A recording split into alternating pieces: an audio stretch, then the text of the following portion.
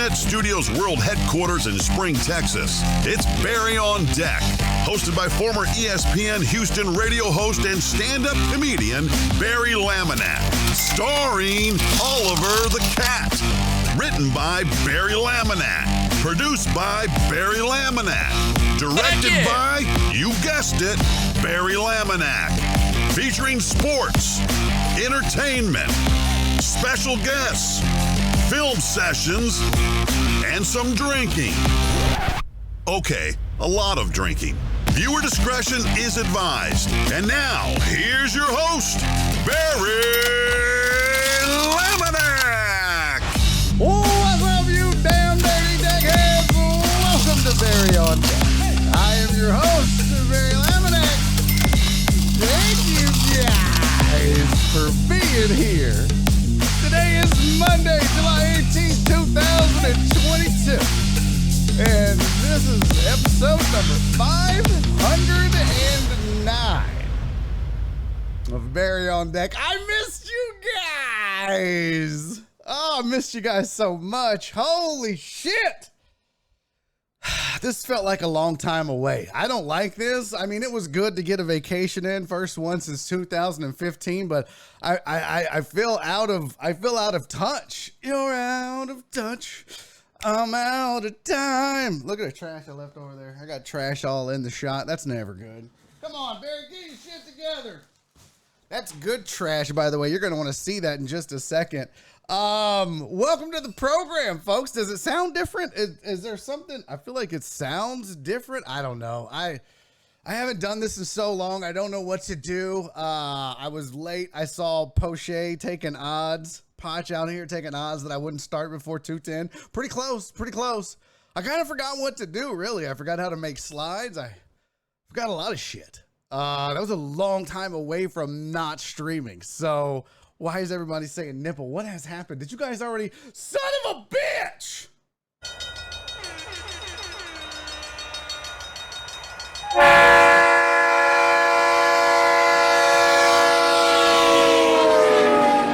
going double hat.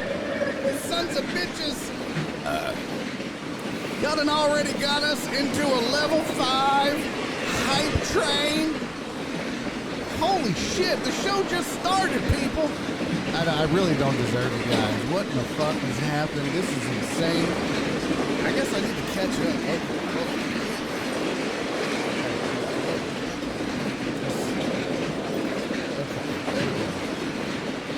I'm stacking them.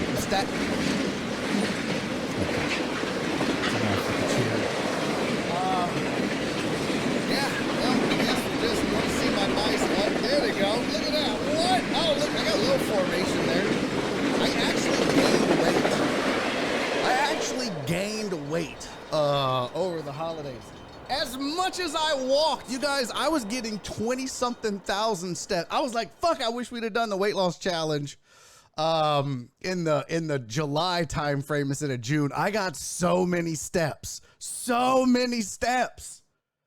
And then now I got like 800. I was like 20,000 steps a day. And then like 800 yesterday. Jay Cross said, damn it, Barry. I know. Threw up your lunch, didn't you? I lost. Where'd the hat go? The hat flew off. Oh, shit. I unplugged it. Now I'm all out of sorts. Probably broke it. Can't even hear Heck yeah. Yeah. I think I fucked the whole Heck thing yeah. up there. Wow. Did I tear it up? Heck yeah. Damn it, Laminack. Oh, yeah. Heck yeah. Oh, no. Oh, good. Heck yeah. Okay, this has been a goddamn shit show from the get-go. Okay, let's catch up. I've got a lot to catch up on. I know we're at 93% of a level 5 hype train. I'm going to pull a ball out. I'm going to pull like one little ball out. Hold on.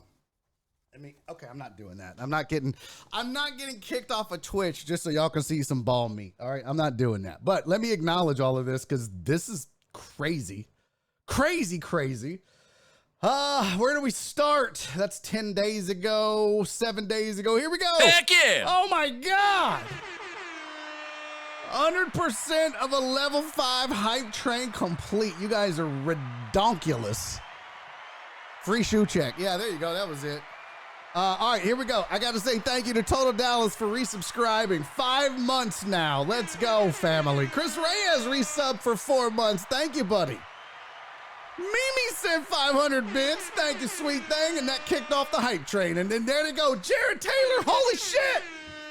Jared, what are you doing? I feel like I got to send Jared here. Jared, I'm going to send you a picture of my balls. Oh, that's gross. That made my phone stink. Oh, you want butthole? Steven, the weather guy, wants butthole. No, no. Thank you, Mimi. So Mimi sent 500 bits. Jared Taylor sent 5,000 biddies. Unbelievable. Truck Driver Pookie sent 9 bits. Thank you, Truck Driver Pussy. You thought I forgot about Truck Driver Pussy? I don't forget. Punch Gaming sent 69. Cherry, thank you for the gifted sub, sweetie. That was appreciated. Wallace with the 10 bits. DJ Maddie with 100 bits. Thank you. Joel just resubscribed for 5 months. B. Hannon with 45 biddies. PP Dubs with 100. Thank you, my friend. Potch with another. Heck yeah. 69. I like. Who else? Mimi gifted 5 subs. Mimi, you're amazing. I don't even know who got all the gifted subs. I got to go see. Mimi gave out gifted subs to PB Guy 53, Hugh Tech CPA, Nikki Nukes, the producer Nick, and Cool Breeze. Thank you, memesters. Alan Denson with 200 bits. Sherry with another gifted sub. Who did Sherry's gifted subs go to? They went to One Deep. That's what's up. And who else was the other one? Let's see. Where was the other one? Damn it, I can't. I don't see it. I don't see it. There's Joel Cherry. Oh, Aolos. What's up, Katie? Got a gifted sub from memesters. Cherry. So that was the hype train that completed. Holy shit. It says hype train complete. 10 gifted subs, 6,102 bits. Amazing, you guys. Amazing. And I was just going to show you this.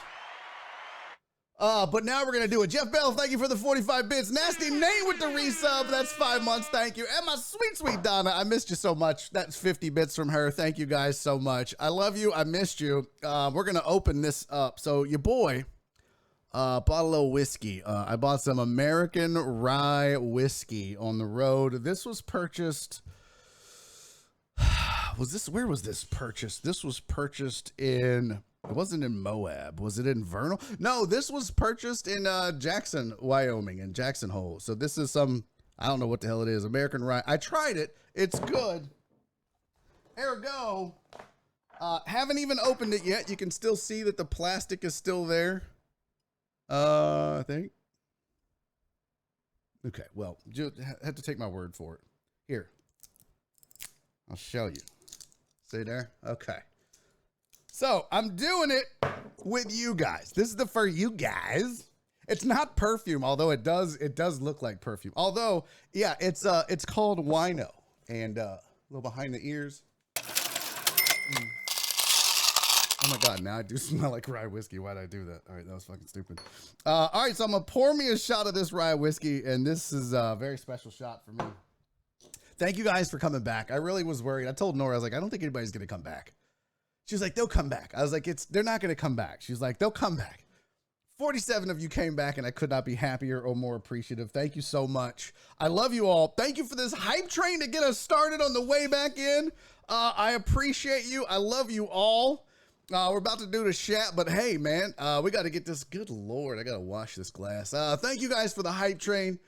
Thank you for coming back. Thank you for the support. Thank you for allowing me to take a week off and still come back. I love you guys all. So much. I appreciate you. Cheers. Oh, there's hair in it. Oh boy. Don't really want to shoot rye whiskey. I would finish that in 4 drinks. That was 1 shot, Donna, and that's all I'm doing. But that was for you guys. That was just specially, I was just going to show you, but then the hype train started. Oh man. Definitely not as smooth as my Jameson. Okay. It did not come back. What did not come back? Oh, I did not come back. I think you said it. Well, damn it. Why not? Yeah, don't shoot rye. Well, there you go. We just did. Now I want a whiskey. BRB. Go, Cece. By the way, can we all just say congratulations to Cece? I saw a picture of her Everybody's commenting on the bottle size. Guys, I didn't want to travel with a big bottle of whiskey. Besides, it's like it's perfect for your thumb. You can it's like a holder, right? You just put your thumb in there and then you can just drink out of it like a bottle. But yeah, I didn't want to buy a big bottle of it. It's not that good. It was good. It was more for we're on vacation, let's buy it. But yeah, it's pretty small. It does look like cologne. Okay, I get it. Can we all just say congrats to Cece? I saw a picture of her on the Discord. She looks amazing. I am so excited for you, Cece, that the weight loss challenge, you just look unbelievably beautiful. Congratulations, Cece. Keep it up because your boy done got fat over the holidays, over the vacation. I gained all my weight back. I was back up to 210 this morning. That's not good. 210? That's not good. So I'm fat. So let's do the chat. Let's do shout outs to the chat. For those of you new to the program, which I don't think anybody here is new, but for those of you that are, chat is it's not the past tense of shitted. It's the shout outs to the chat. And here we go. First one in the chat that I saw was Potch Gaming with this smart ass chat. Time Barry starts over under 210. Okay. Well, if you had the under, cash ticket because we started at 208. You raggedy bitch. I'm going with the over. That was Alan Denson. Posh is here. Keith Seeger showed up. Philip Bernard came back. Total Dallas, welcome in, my friend. Francisco, it's good to see you, Cisco. He said hi from Dripping Springs, finishing up moving. Glad to have you back. I love you, buddy. I hope you're doing well. Who else is in the building today? Jared Taylor, what's up, family? Chris Reyes is here. Clarence, hey guys, what's up? John Dory is here. Alex Villanueva. Tony, you handsome son of a bitch. He said ASL. 48 male or rarely. And Spring, Texas. Day one, Donna, my sweet Donna. Shock. What's up, bro? What are you doing watching on vacation, fam? Better enjoy yourself. FJ, what's up, family? How are you, buddy? Mimi, my memesters is here. And who else? There's FJ again. The truck driver Pussy is here. Sandoval, what's up, dude? Good to see you. Perry, what's up, man? How are you, Perry? Mimi, I got. Who else? Robert, what's up? Somebody said the king is here. No, that ended in May. But Robert had a good run as king of the deckheads for an entire year. Well done, Robert likes beer. Hey, we got another show coming up in spring. I hope you'll come. Leave that one drunk friend at home, but I hope you'll come for sure. Who else? I'm on page 7, page 6. DJ Maddie, what's up? Wallace, what's up? B. Hannon, I think I got you already, but if I didn't, buddy, hello. Who else? Joe Hernandez and PB Dubs, I think I got already. See, there's like a lot of doubling up now in my memories. Oh, what's up, Housey? He said, finally back. Yeah, dude, it feels good to be back. I was a little worried. What's up, 1D? Good to see you, man. Yes, plenty of tales from the road, I promise. Aaron J. Bryant, good to see you in here, family. D-Mata, what's up? Were the cats happy to see you and Nora? D-Mata asked. Oh, yeah. 100%. By the way, that's a good point. D-Mata had a question about the cats. Let's just go ahead and do this. Let's just go ahead and do an Ask Me Anything About Anything all day today. I'm sure you guys have questions. We're not going to do lawn talk, though. We're not going to do lawn talk. We're just going to do the Ask Me Anything About Anything. So there you go. We'll do lawn talk on Friday. Who else is here? Vince Not Diesel, what's up? Nightbot, you raggedy bitch. Cherry, what's up, girl? Good to see you, Cherry. Thank you for your generosity, sweetie. Chris Reyes, thank you for hosting. Terrence has showed up. Thank you, man. I appreciate that. It's good to see you back, buddy. Who else? Here for you to hate. What's up, Ivan? And no, that's Jesus. I'm sorry. Here for you to hate is Jesus, I believe. Yes, that's correct. That's a lot of names to keep up with. What's up, Jay Cross? What's up, Jeff Bell? Who else? Stop. I'm almost done. I'm doing everybody. I don't give a shit. What's up, Steven, the weather guy? What's up, Lil Uzi? Hugh Tech CPA, what's up? That's Cologne. Okay. Go fuck yourself. Walt! Walt, what's up, dude? I saw Walt. I saw pictures of Walt and Sydney, my favorite couple. Absolute all-time favorite couple at Katie's birthday party. I thought that is like they're like the most majestic couple. I just love them to death. What's up, So Smoking Gooder? How are you, Rob? Who else is here? I think I got everybody. Shelbsters, what's up? All right, am I gonna, let's see. I think I don't want to miss nobody. Raise your hand if I missed you. I'm sorry if I did. I think I got Sandoval. Yes, I did. D-Mata. Justin Kelm, what's up, dude? Good to see you. All right, I think I got everybody. We're good. We're now. Jay Cross, thank you for hosting, man. Appreciate that. Okay. Fuck, that was a lot of names. That's good. That's good. You're back. Thank you for coming back. So, lots to discuss. A lot of stories to share with you from the vacation. And yes, we're going to talk sports today. I did make sports slides. This is a sports and entertainment show. So I have some sports to discuss. We can talk All-Star. We can talk MLB All-Star Game, MLB Draft, Home Run Derby, Texans and Deshaun.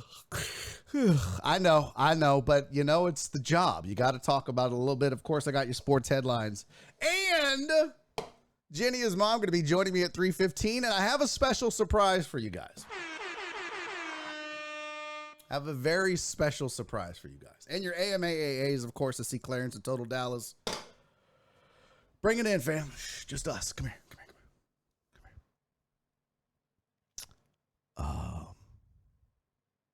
We're going to do a 3-hour show today. What? Yeah, I was like, you know what? I want to do a 3-hour show today. I don't want to just do no raggedy ass. We've been gone for so long. We have so much to talk about. And so, I mean, hell, we just got started. It's 2:30. So yeah, we're doing a 3-hour show today. Okay. We're doing a 3-hour show. Nora's off today. She's off tomorrow. She goes back to work on Wednesday, but I told her, hey, look, I missed it.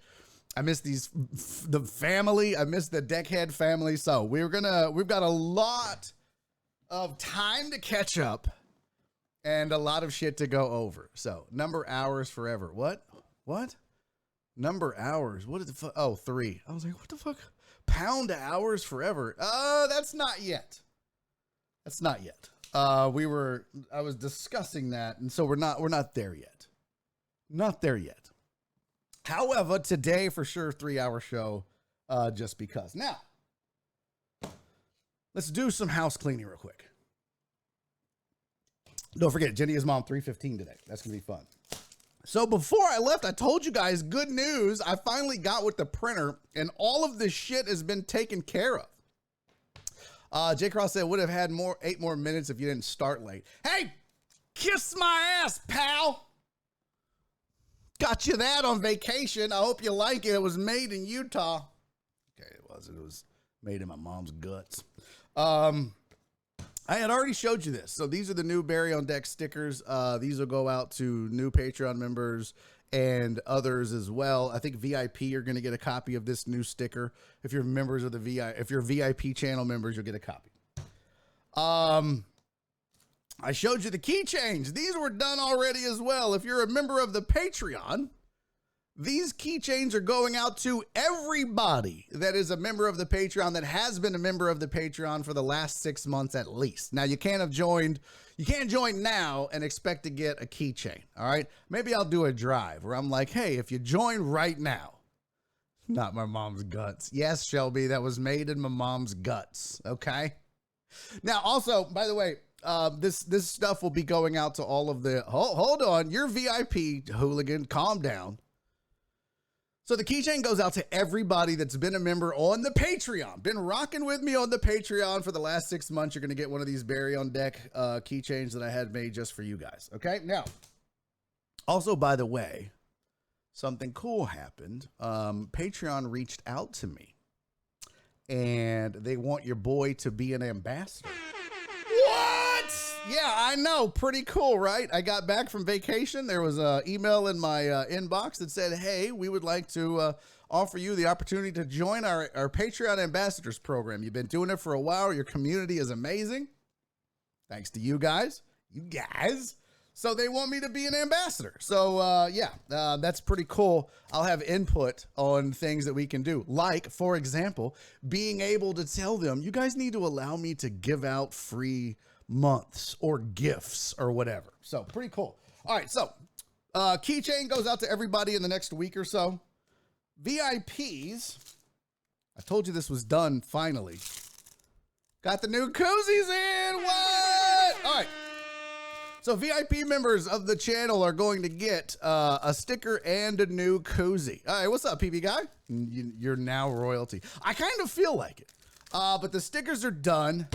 This was the holdup. The brand new. Barry on Deck koozie. It's black now, which means it's bigger than the other koozie. Girth and length. No, that's not. Shelby, thank you for the 300 bits, sweetie. I totally missed that. I'm sorry. Thank you for the 300 bits. And Josh, thank you for the 500 bits. You guys are amazing. Thank you so much. Now, here's the deal. The new koozies are going out to the... This is why if you joined Patreon recently and you didn't get your koozie in the mail yet. PB guys, thank you for the 100 bits. It's because I was waiting on these bad boys to come in. I wanted to send the new ones out and not the silver ones. So these are the new black koozies. I did this for one reason and one reason only, and it's because so many of you said, damn it, the white ones get dirty. See, look, she's like, I can replace, CC said, I can replace my brown koozie. Yeah, I know, okay? Like, but that was the color scheme back then. But we have a new color scheme, and the background color is black, so that's what we're going with now. So this is the new Barry on Deck koozie. On the back, it says, Leo. Love each other. So this and the sticker are going out to all the VIP channel members. Some of you have been a member because you're a member of the Sally Struthers on Patreon, or you're the Jeffersons level like D Mata. All right. So for those of you that are, you'll get this combo. For those of you that are just used your channel points, you'll get this combo. For those of you that had won because you had the most biddies at the end of the month, you'll also get this because you are channel VIP. Last thing, you may have seen it on my wrist. I don't even know why I had these made or what I'm going to do with them yet, but I went ahead because I was working with 24-hour wristbands, and I had some Barry on Deck wristbands made, and yeah, they're cool. I like them. They say love each other, and it says Barry on Deck on them. So I don't know what I'm going to do with them yet. I don't know who I'm going to give them out to. I might just give them out to everybody. I don't know, just because. Not anything specific. But yeah, those were the holdup. The koozies and the bands, the artwork, that was the holdup on them sons of bitches. So there you go. So I got the black wristband. It says love each other, and it's got the L and the E and the O is highlighted in blue. There you go. Well, it won't focus now, you raggedy bitch. There you go. Love each other. And then the other side. Let me tell you what, the artwork on this bitch was not easy to get to them. Damn it! Come on, focus, you raggedy hoe. There it goes. There it goes. There it goes. Barry on Deck. So that's the new shit. I want a wristband, Truman. All right, Perry, I got you. I use it as a cock ring. Jesus, Tony. But what Tony doesn't tell you is that he has to double it up. So he does it like that, and then that's his cock ring. It also for Tony, when he says cock ring, he also means thumb ring. So that's it. That's the big catch up. We were invited to be an ambassador for Patreon. All the swag is in. So if I owe you stuff, for example, I know he's not watching because he never does. But Brandon Martinez, I owe you your order to come back. And I promised you I would send you the new shit because yours got lost in the mail. So that's going to happen. CC, I owe you a mouse pad. That's going to happen. A lot of you, I owe you shit. It's going to happen. I'm going to get it all out this week. So fear not, my friends. Back from vacay, I'm going to catch up. All right. Oh, I thought he was using it for his chickens. No, that's not. That's not it. Bands will make you dance. I really want to time you out, Clarence. That was the corniest joke ever made. And that includes all the ones Total Dallas makes. I need a new mug. Are you doing those too? Steven the Weather Guy says, I don't have them redone. I have the old mugs. If you want to order one, I can put them on the website and you can order them. But I don't have, I'm not making new mugs. Maybe later with the new color scheme that will pass out. But yeah, I can put the mugs up for sale, I guess, because I have half a box of them. I ordered too many, is what I'm saying. All right, let's do this. Because this is a sports show, and because sometimes Twitch watches. Oh, by the way, I really can't guess I'm not allowed to. Cece got her mouse pad. Well, I'm gonna give her one anyways. I can't say. All right. And just put it this way. Twitch has reached out to me and invited me to participate in something as well. I guess things are going well because maybe just because I've been doing it for so long that I'm just outlasting everybody. Not that I'm better, but I think they're just like, well, this guy's still going. So I've been like, offers have been rolling in to participate in cool things. So there'll be something hopefully with Twitch that I'll be able to reveal soon that I'm participating in with them as well. Shelby said, well, I had to tell my kids that it's for his chickens because they walked in the kitchen at the wrong time.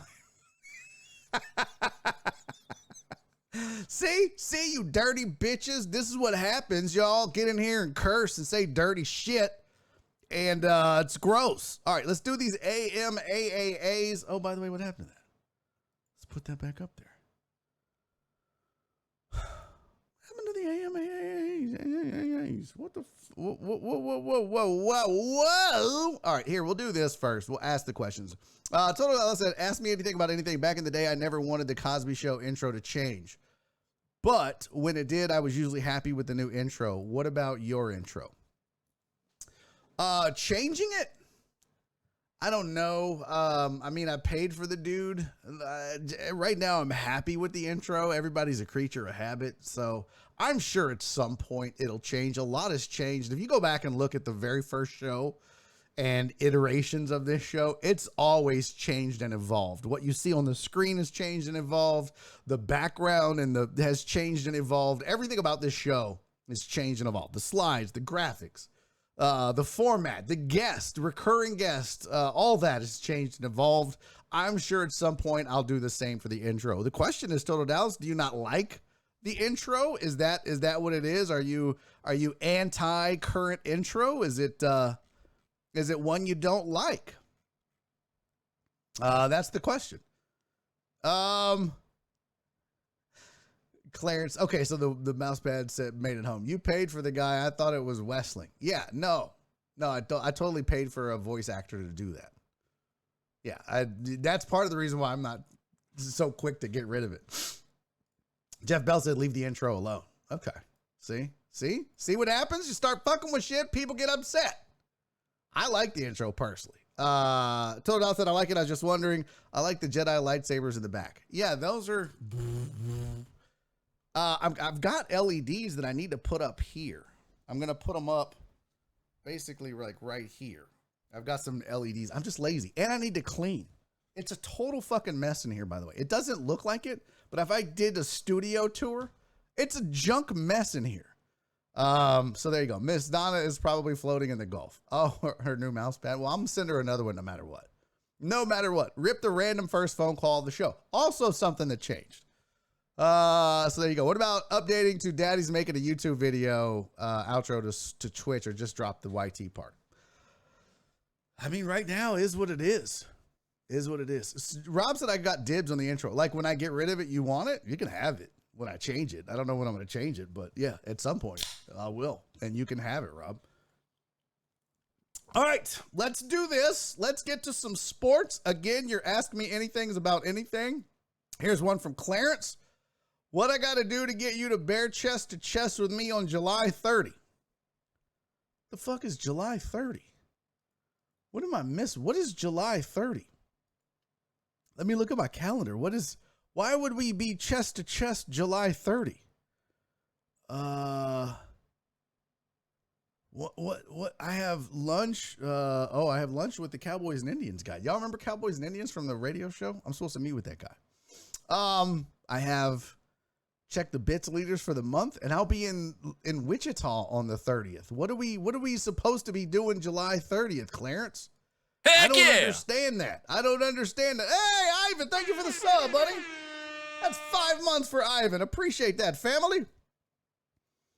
What are we doing? Oh, it's a birthday party. Got it. I'm going to be in Wichita, fam. Unfortunately, I was out of town I seem like I'm always out of town for everybody's birthdays, and it's kind of depressing, actually, because I'd like to hang out with you guys. But Daddy's got work. Daddy's got work for sure. Yo, a little late today. Hey, Ivan, I'm just getting back into the groove, so no worries, buddy. Hey, funny story. I'll be in Wichita on July 30. You're a goddamn liar. Are you? Will you really? Come out to a show. Come out and see the jokes you've seen now 11 times. Tony the Handsome said, thanks for the invite. You won't go anyways, Tony. Why do you give a shit? You ain't going to those goddamn birthday parties. Jeff Bell said, when's fantasy football sign up? Bro, I don't even know. We're still trying to get to, by the way, one other programming note. We're still trying to get a return trip to the food bank set up. So if you're interested in that, get on the Discord. If you're not on the Discord, join the Patreon. It's the only way to get access to the Discord. My Discord's not some little loose whore out here running around with her legs spread open for free. No, sir, Bob. You want to get to the Barry on Deck Discord? You got to join the Patreon. It's a privilege to be a part of this community. Why? Because this community is so wonderful. That's why. So that's one way that we vet people. Nightbot said, okay, why am I reading Nightbot? Fuck off, Nightbot. What's up, Ivan? Thank you for the Patreon, CC. What's up, Stephen Luther? Yeah, you're never late when you're here, buddy. Okay? I mean, you're late, but it's fine. So we're going to do another, what's up, MMA Marks? We're going to do another food bank thing where we pass out food or make lunches or whatever. We did it during the pandemic because they were just so short on volunteers. So we'll be doing it again. Have no fear. Nightbot out here writing novels. I might have done that. That might have been my fault, but it was about the Patreon courtesy of CC. So go join the Patreon. That's how you get on the Discord. And trust me, you don't want to not be on the Discord. MMA Mark said, I haven't heard MMA talk from Barry in a while. Well, you probably won't get none now because I was on vacation all week, so I don't even know what the fuck happened. I barely am going to be able to talk sports today or this week. So what if you're banned from the Discord? Well, you can still come to the food bank, I guess. I mean, it's going to be, but that's where we do all the planning. Anybody can come out, but that's where we do all the planning and the invites. And of course you're invited, Chris Reyes, of course. All right, let's do this. Let's do some sports headlines. And then when we come back from the sports headlines, I should say, get back from the sports headlines. I'm going to pull up my notes here. I made notes for Heck you guys. yeah. That's how dedicated I am. Wallace! Wallace just resubscribed for 5 months. Thank you, buddy. I very much appreciate you, Wallace Wiltz. I have in my hand trip notes. Shut up. Stop clapping. So I had literally wrote down all of the funny and interesting things that happened. Some of this will be funny. Some of it won't. Some of it will just be interesting. But I'll be sharing with you a bunch of stories from the road. But before that, we have to talk some sports. It's mandatory. So let's do it.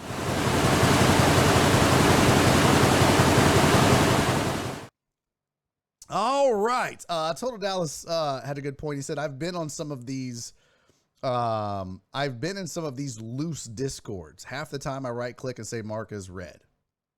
A lot of people do that. Not this tight Discord. See, that's the thing. A lot of people do that. Like most Discords don't have value. Being a member of the Patreon, and that's the only way to get to the Discord, it bakes a lot of value into it. It was one of the smartest things I did. I think. D-Mon said, just so you know, Barry, the track and field world championships are in Eugene, Oregon this week and next. Thank you. Hold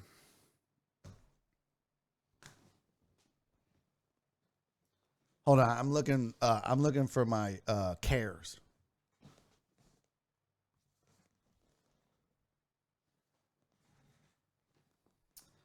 Hey, Google. Do you know where my cares are at? Demona, no one gives a shit about track and field, okay? And I was a track and field star, okay? I'm the Provo kid. Now somebody called me the Provo kid. I'm the Provo kid. I ran Junior Olympics. I should love track. No one gives, you know who gives a fuck about track? Nobody. There's less people that care about track than they do Formula One or soccer. That's the order it goes. Soccer, Formula One, farting contests, hot dog eating contests, track. Give a fuck about track until the Olympics roll around, and then I care. Look at Sean. I like track and field. Oh, go figure. The fucking weirdo that hates everything likes track. All right, here we go. Here's the sports headlines. Florida quarterback Anthony Richardson, whose nickname is AR-15, hence the picture and the number 15. says he will no longer be using the nickname AR-15 because of the stigma surrounding that. And he doesn't want to be associated, he said, with something such as that. So he's not going with that nickname anymore. Cool. Probably a good choice. Clayton Kershaw is going to start the All-Star game in his home stadium, so good for him.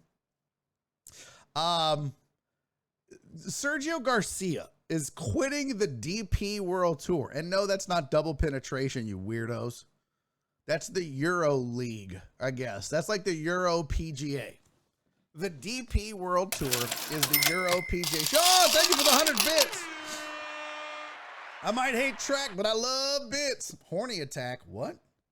What is horny attack? I don't know what that means. Thanks, my phone muted you looking for cares. Oh.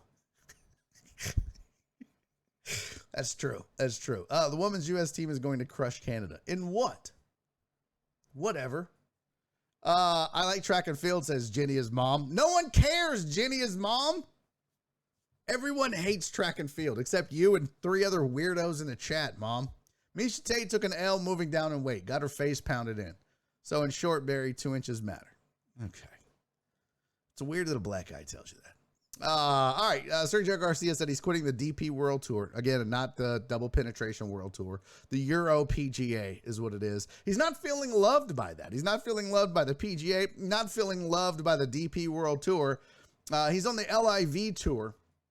That's the Saudi-backed league that everybody's jumping ship to. I can't wait until that implodes and goes away, because it will. I feel like it will. And once that happens, all of these golfers are going to be like, you got any room? Can I come back? I mean, I'll let you guys DP me if I can have a spot back on the World Tour. I do feel like that league is going to, it's going to collapse. My mom and my stepfather, Paul, are not Sergio fans. Okay. The fact that Barry has to clarify says a lot about the deck heads. Oh, come on. FJ, you've watched this show enough. You've watched this show enough. You know exactly I had to clarify that, because as soon as I said DP World Tour, the chat was going to just be full of, oh, is that a double? Veteran Richie Incognito is retiring again. This time he said there's no turning back. You'll recall he had retired at one point. He's back. He's retiring again. He's a bully. He was the guy that was labeled a bully for beating up. Yeah. What was the dude's name? Chase! Thank you for the sub, buddy. Chase's message is amazing. Chase said we're entering the 2nd trimester of our Twitch sub baby. Oh, I can't. Chase, what are we going to call our Twitch sub baby? What are we going to call it? Are we going to do a gender reveal too? Huh? When we hit, when do you find out the sex of the baby? Sex is just a construct. Well, I'm curious, Chase. When are we going to find out if it's a boy or a girl, or a they, them? And we already established my pronouns are y'all and fam. So gender reveal in 6 months. Dope, dude. Dope. Thank you.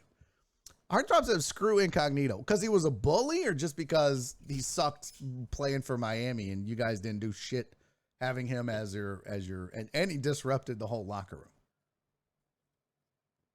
Was he racist too? Is that right? Or are you just throwing that out there, Clarence? I don't recall. Hey, MMA Marks, thank you for hosting, buddy. MMA Marks is now hosting. That's pretty dope. Let me scroll down here.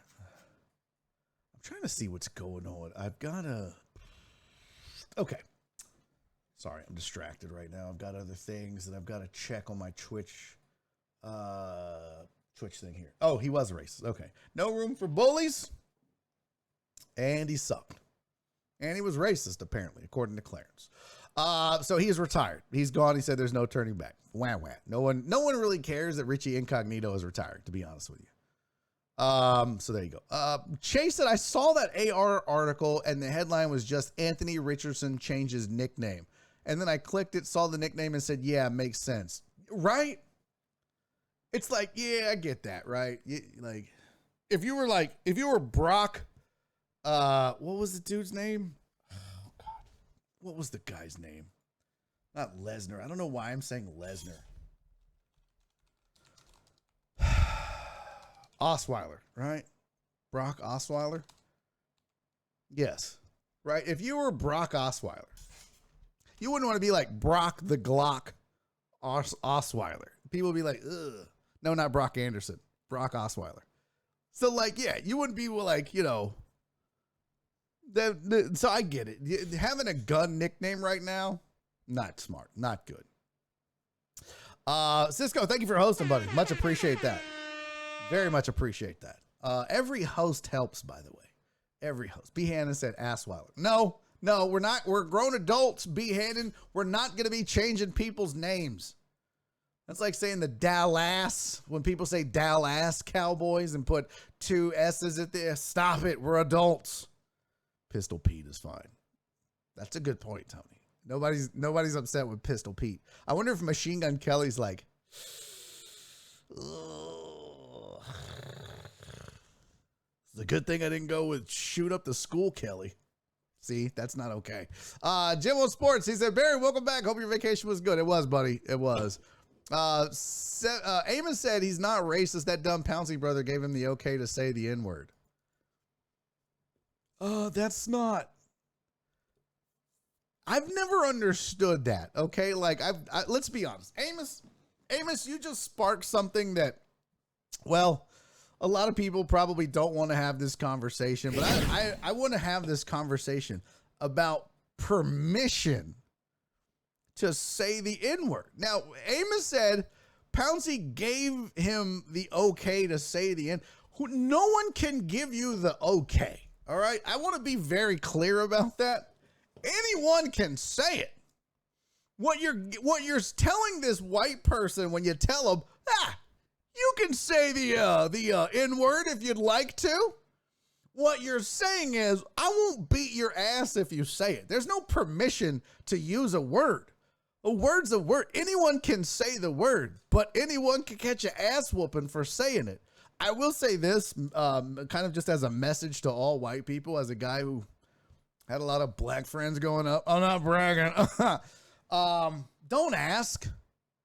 Like, don't ask. If that's in your heart, maybe you look internally. If you need to say the word that bad, maybe have an internal dialogue with yourself about why you feel the need to say the word in the first place. But never ask. Don't ask. B. Hannon said, my friend gave me a pass. I choose not to. See? That's a respectable man right there. Sean said it's a dangerous game to play. Exactly. And you know what? My 4 best friends in high school, one of them is now my financial advisor. And what he said was, you're broke. I advise you to get a job. It's not going good for you. But Jenny's mom was here. She could attest for it. You guys have seen pictures of my foster brother. My best friends were black. My foster brother was black. And never one time in all of the years that I was friends with these guys did it ever cross my mind that I really want to say that word. That wasn't a word that we grew up saying. Now, I will admit that when you're rolling around with 4 other black dudes in the car and you're listening to NWA, you don't get to sing along. That's just how it goes sometimes. Okay? So to counterbalance that, I would throw in an Alabama tape. Oh, play me some mountain music. And then they would be like, what the fuck? We don't know how to sing this. I'm like, exactly, bitches. Exactly. Or even. But the thought never crossed my mind that I really want to say that word. That's the thing. Like, you need to look inside yourself if that's just bothering you to be able to say it. They were trying to be down with each other. Kids born in the 90s are different. That's true. Like grandma and grandpa used to play. Yep. Boy, that Alabama song was too bad. They had the big fucking Confederate flag on the album like a bunch of assholes. As a white guy, just sit there and do the white guy head bob off beat. Well, no, I'll tell you what I did, Jim. This is a true story. If we listen to NWA or Eazy-E or any of the other plethora of popular rap albums that used the N-word in the songs, just as part of the song, not aggressive, I would just substitute the word cracker. I mean, that's what I would do. I would just substitute the word cracker with it. Oh, shit! First day back from vacation and my guy coming through in the clutch. Forensic tilts with the raid. What? Heck yeah! Let's go, fam, and thank you for the resub, too, Forensic Tilts. Welcome to the program, one and all. Thank you for the raid. Hey, thank you for the follow, Vats091, if that is your real name. Mason, thank you for the follow. Much appreciated. What's up, Raiders? Welcome to the program. This is Barry on Deck. I am your host. My name is Barry Laminack. I'm a nationally touring stand-up comedian. I host this show every day, Monday through Friday, 2 to 4 p.m., Monday through Thursday. Fridays, we start at 11 a.m. I spent 7 years on ESPN radio here in Houston, and I host a TV show called Houston Sports Show. Most of all, I just fuck around for a couple of hours a day right here on this very show. Sometimes I get to raid Forensic Tilts, and sometimes he gets to raid me. How was the show, Mr. Tilts? I don't know, it feels weird. He said, home run derby, who you got? Ooh, ooh, ooh, ooh, ooh.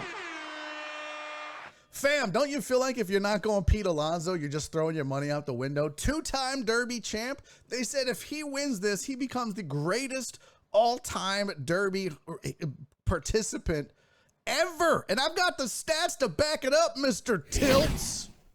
Right there. Look at this. I made a slide. I knew you were going to come in here with this big-ass raid. Thank you again, homie. I hope you had a great stream. Were you guys doing Derby and All-Star prop bets? Huh? Because if you don't go Pete Alonso with that sexy dad bod, what the fuck are you doing with yourself? Yep, the stamina, that's it. And who would think that a dude that was built like a ham would have that much stamina, right? That's absolutely insane to me. But yeah, if Alonso wins, he no doubter becomes... Hey, Corey Betts, thank you for the follow.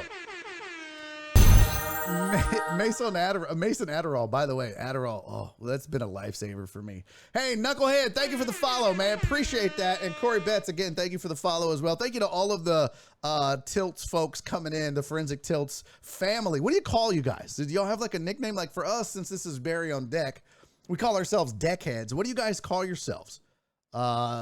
Tilt the Whirls? I don't know. Forensic Files? I want to know. I need to know. I need to know what it is. Pujols gonna need an inhaler. Oh, the 4-pack. I like that. I like that. It's fucking dope.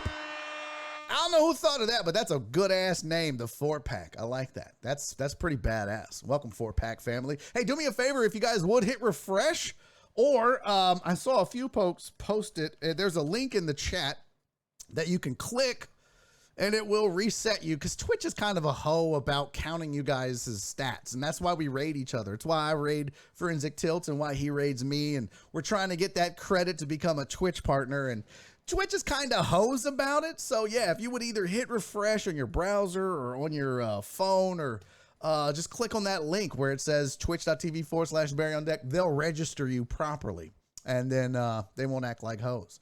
But here it is.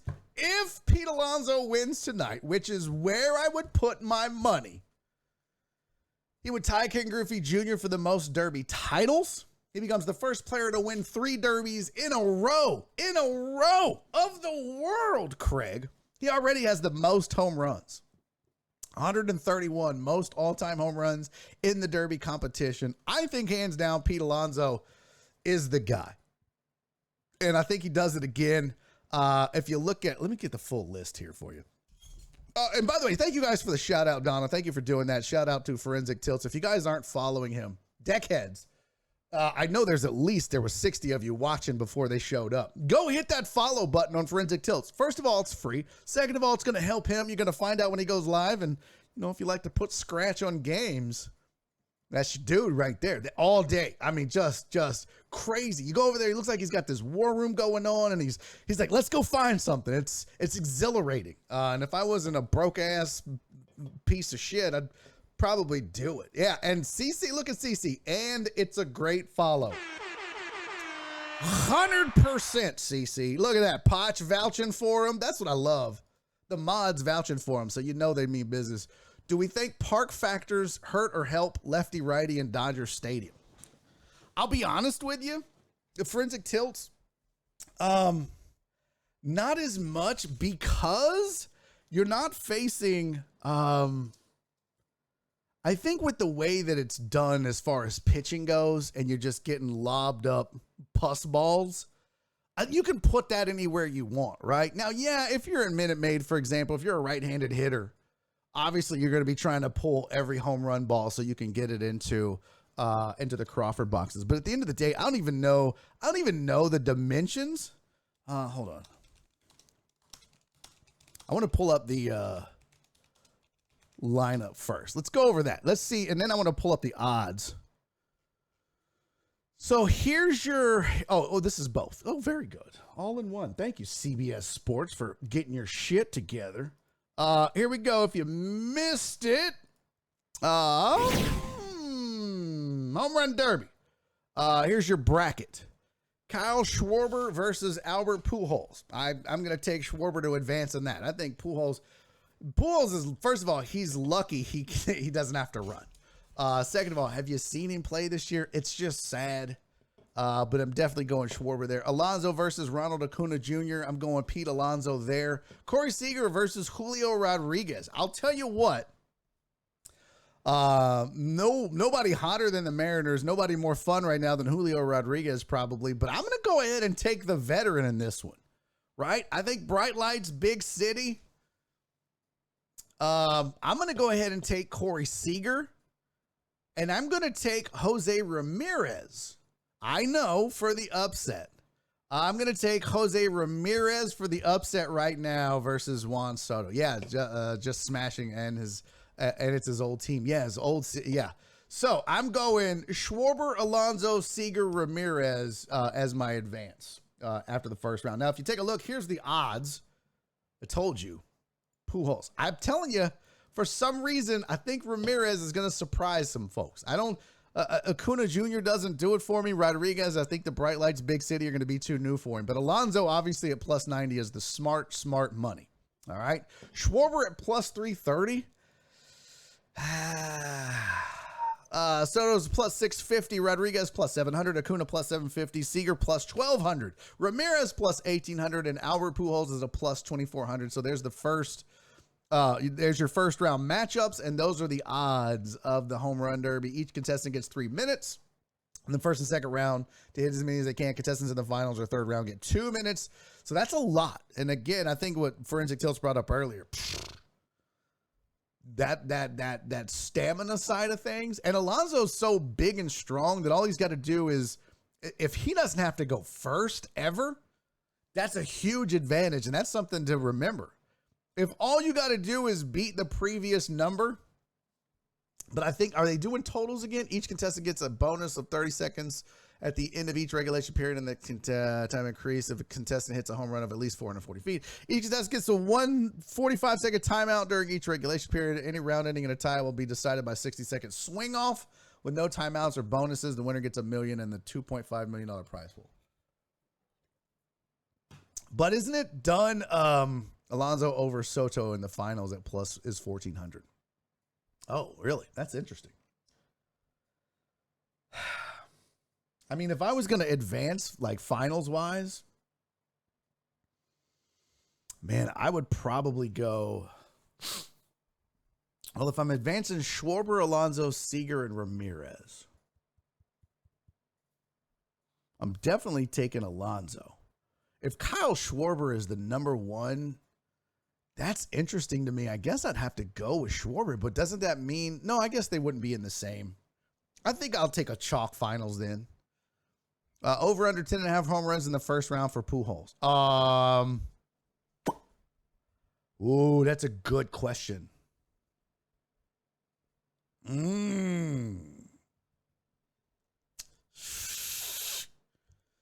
going to take the under. Pujols is a broken old man now. I'm sorry. I'm rooting for him. I hear he's a wonderful guy off the field and everything, but I'm just, Dodger Stadium is symmetrical is what Jim on Sports said. Always add Soto over Ramirez. Okay, Ivan, that's fine, but I'll take Ramirez. Alonso Soto finals at Clarence. A lot of people big on Juan Soto. I don't know, though. Knucklehead said, LOL, y'all got to see Albert take BP. It's like his own home run derby. We will see. Okay. So, Knucklehead, you're big on Albert Pujols at plus a bajillion? You're like that plus 2,400? Good luck with that, fam. I mean, if you're gonna gamble on somebody, I mean, Seeger at plus 1,200 and Ramirez at plus 1,800 makes a lot more sense than Pujols at plus 2,400. Pujols over under 4.5 pitches before he's gassed. I'll take the over on that, but not by much. Yeah, I love J-Ram as a pure hitter. So good. Can't even imagine what his BP looks like. That's what, yeah, I don't know, man. I kind of like Ramirez. That's why I say I have him as my upset in all the rounds. But Acuna Jr. might do something, but I don't know. I mean, look, the only thing I feel like I know for sure is Pujols is not the guy. The rest, you never know. I don't think Acuna Jr. is strong enough to beat Pete Alonso. He got a bad draw, which then means whoever wins the Corey Seager, Julio Rodriguez is going to have to face Pete Alonso. I just think he's the odds-on favorite, even though he's not the number one seed. So, I don't know. I also like him over Schwarber round 1 plus 270. Pujols? You crazy. Chase Brelos said also taking total home runs over 250.5. For the whole contest or one person, Chase? Seeger is plus 140 head-to-head against Rodriguez. Take that. Is he really? Yeah, I like Seeger at plus 140. Yeah, well, for sure. I think this Julio Rodriguez thing is hype. And again, Seeger's been there, so I like that. I agree. Entire contest, everybody, 250.5. What was last year's total, Chase? What was last year's? I'd want to see that. I'd definitely want to see that. I'm a Pujols mark though, so don't listen to me. Yeah, see? Knucklehead, bro, you can't be betting with your heart, fam. That's like Total Dallas. He bets on the Rangers all the time, loses money constantly. Don't forget Mancini, 8 seed, took second last year. Mancini over Pujols though, right? Park is hard to read. Weather's supposed to be great. Well, there you go. I mean, it is LA. So, all right. So that's it. And I guess it is totals. Now, are they doing like totals or is it per round? That's my question. I don't remember. Each contestant gets a bonus round, but I think it's total. It's totals for the round, right? Like it doesn't carry over. Because isn't that how they used to do that? It used to be like the most in the round is the who advanced, but now I think they're back to it's just head to head, one round versus one round. Bovado has exit velo. Jesus, that's insane. Chase said, "Don't listen to me. I'm just a tennis and hockey betting guy." Well, I'm sure you guys are gonna screenshot this, and if you're right, you're gonna come back. Knucklehead said, "I mean, I'm not laying wood on these bets." Oh, so you're talking all that, but you're not betting? Come on, fam. Come on.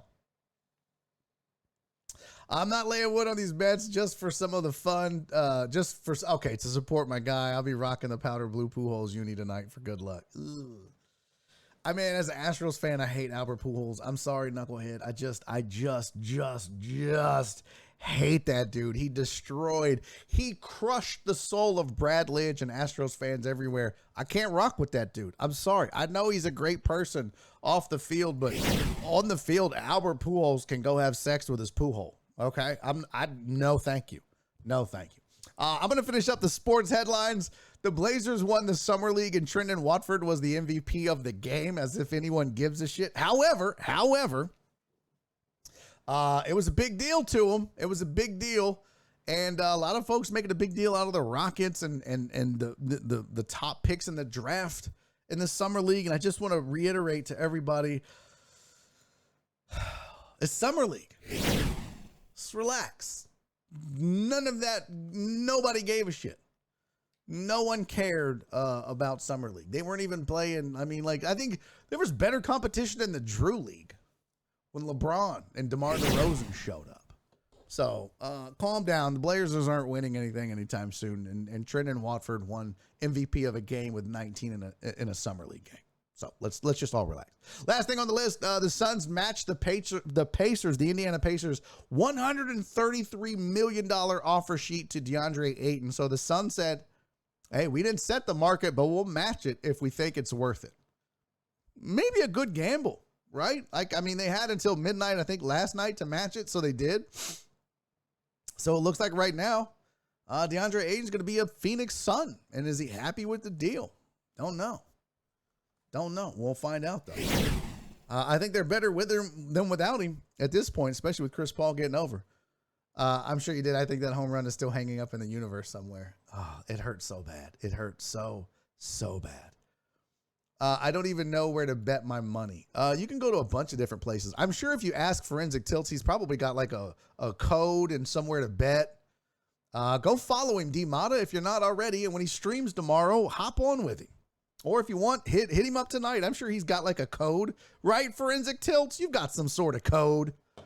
I don't. I use Bovada, but you can go anywhere. And if these guys have like free money codes where you use like Forensic Tilts and save 10%, or they'll add 20% to your total and all that shit. And yeah, just make sure they're reputable and you can get your money out.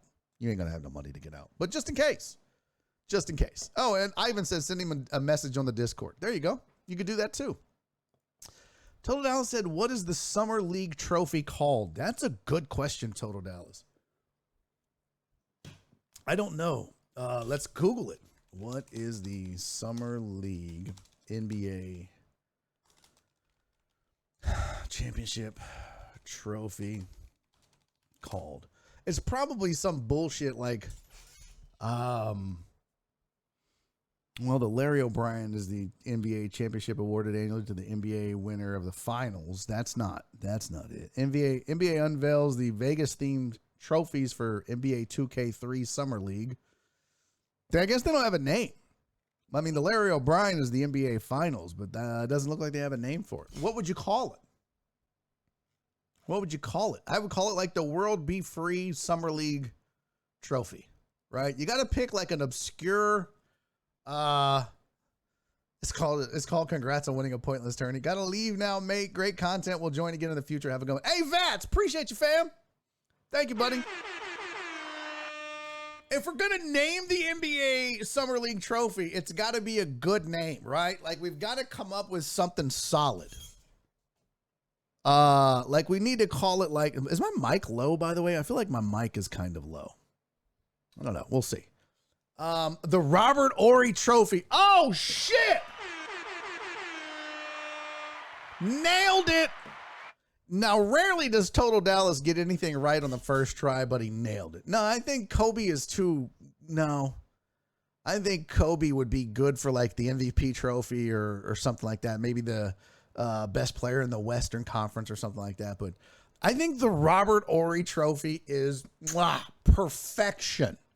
Perfection, because he won so many trophies doing so little for so many. And that's a great analogy of Summer League basketball. It meant so little to so many, and he did so little for so many. It's perfect, Total Dallas. You win the day, my friend. So congratulations to the Portland Trailblazers for winning the Robert Horry Summer League trophy. Nailed it. Fuck, this is great. All right, you guys, I promised you when the show started that we were back to normal schedule, 2 to 4 p.m. Although we're doing a 3-hour show today, don't forget. We're going to 5 o'clock today, not to 4. And I am excited because we have back in the house returning, because I was gone last week, so she wasn't able to join because, well, I wasn't here. And but I'm happy to have her back. She joins us every Monday on this program. She is the one and only, my mother, Jenny's mom. Mom, you need to back up. Hold on. Wait, you got to get to the mic though. Let me zoom you out. Let me fix this, mother. I'm going to show you what a professional does. I'm going to fix this. Please right on the spot. do. Yeah. Yes. I'm just going to fix it, right? Hold on. Let's see. Okay. Let's see. Oh, that's the wrong one, Jenny. Shit. I messed it all up now. Reset that. Hold on. I screwed it all up again. There's guest. Look at that. Look at that. Look at that. Look at that. See how I can move it around, Jenny? See it? Oh, what? No, don't do that. You are brilliant. Weird. Yes, you're that was brilliant. Weird. Well, you're all well, off. At least center me. Well, you're all off center, Jenny. I don't know what to do. Well, now I don't. Hold on. Let me crop this shit. I got nothing. You know you're what? as technologically disadvantaged as I am. Fuck it. Just back up. Just back up. Hello, Mother. You look beautiful as always. Thank you for joining me on the program. Thank you, honey. Well, you look rested. I was just sitting here looking at you. You had a good week, huh? I tell you what, an entire 8 days, 7 nights with my lovely wife, no one around, no technology. We didn't use our phones. Oh, that's wonderful. You disconnected. Yes, it was amazing. It was, both of us needed that. You know, we started looking, when's the last time we went on a vacation? 2015. It had been 7 years since I took that wonderful woman on a vacation. I know. You should be ashamed. Well, when you lose as many jobs as I have in the last 7 years, fuck, you can't. Yeah, well, that's true. You don't have any paid vacations, huh? No. And then when I was with the radio, all my vacation time went to traveling for comedy. And then she had changed jobs a couple times, so she was always last in line for vacay, and it's just in the COVIDs and all the bullshits. Everything. Yeah. Well, was it cool up there? Were you able to escape some of our heat? Oh, fucking no. No, God damn it. Utah is the hottest goddamn state I've ever been to in my whole life. So Jackson Hole was good. That was nice and cool because it was up in the mountains, right? Yeah, I was going to say that. Yeah, but I saw and Yellowstone, after they had the flood, I saw they had wildfires. Did y'all ever get in Yellowstone? No, we didn't. Is this something you've already told us? We just decided not to go because it was too. I didn't want to go and only half-ass do Yellowstone. Sorry, I'm still trying to fix you here. I didn't want to go and half-ass do Yellowstone. So what we decided was that we were just gonna go again. So we couldn't get rid of our reservation in the Grand Tetons. So we decided to do that.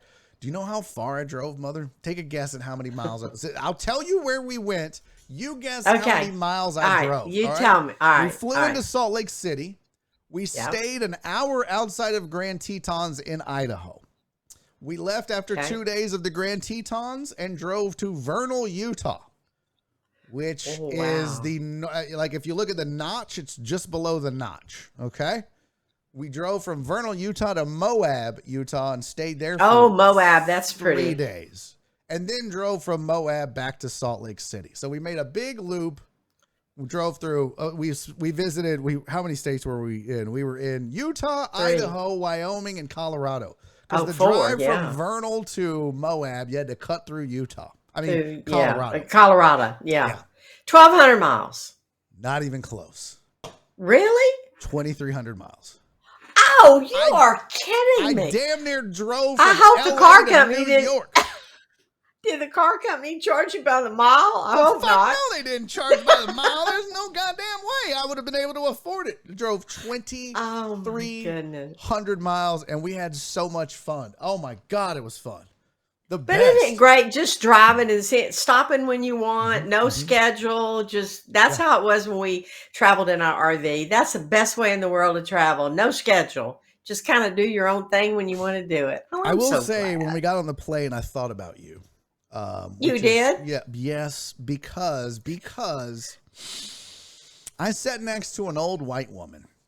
Are you calling me an old white woman? Yes, Jenny, that's exactly what I'm saying. You are an old white woman. And this old white woman reminded me of you in so many ways. She was super friendly. She was talkative. She was having hot flashes. I was like, this is my mom.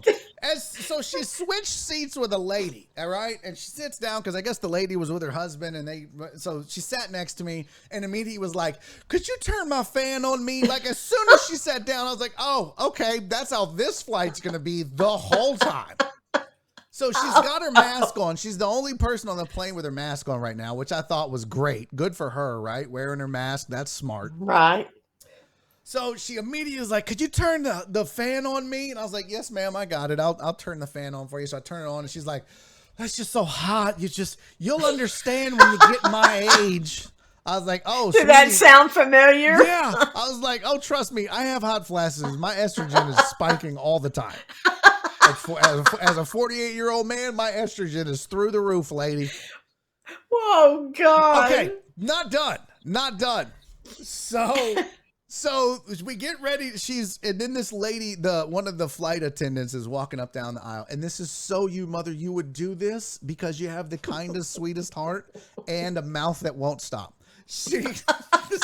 The flight attendant walks up the aisle and says, are you guys interested in headphones for in-flight movies? And I was like, are they free? That's me, I'm cheap. Okay, I'm cheap. Yeah, you are. She's like, yes. Are they free? Of course they're free, sir. I was like, okay, well then I'll take 6 of them and I'll sell them to people that don't know.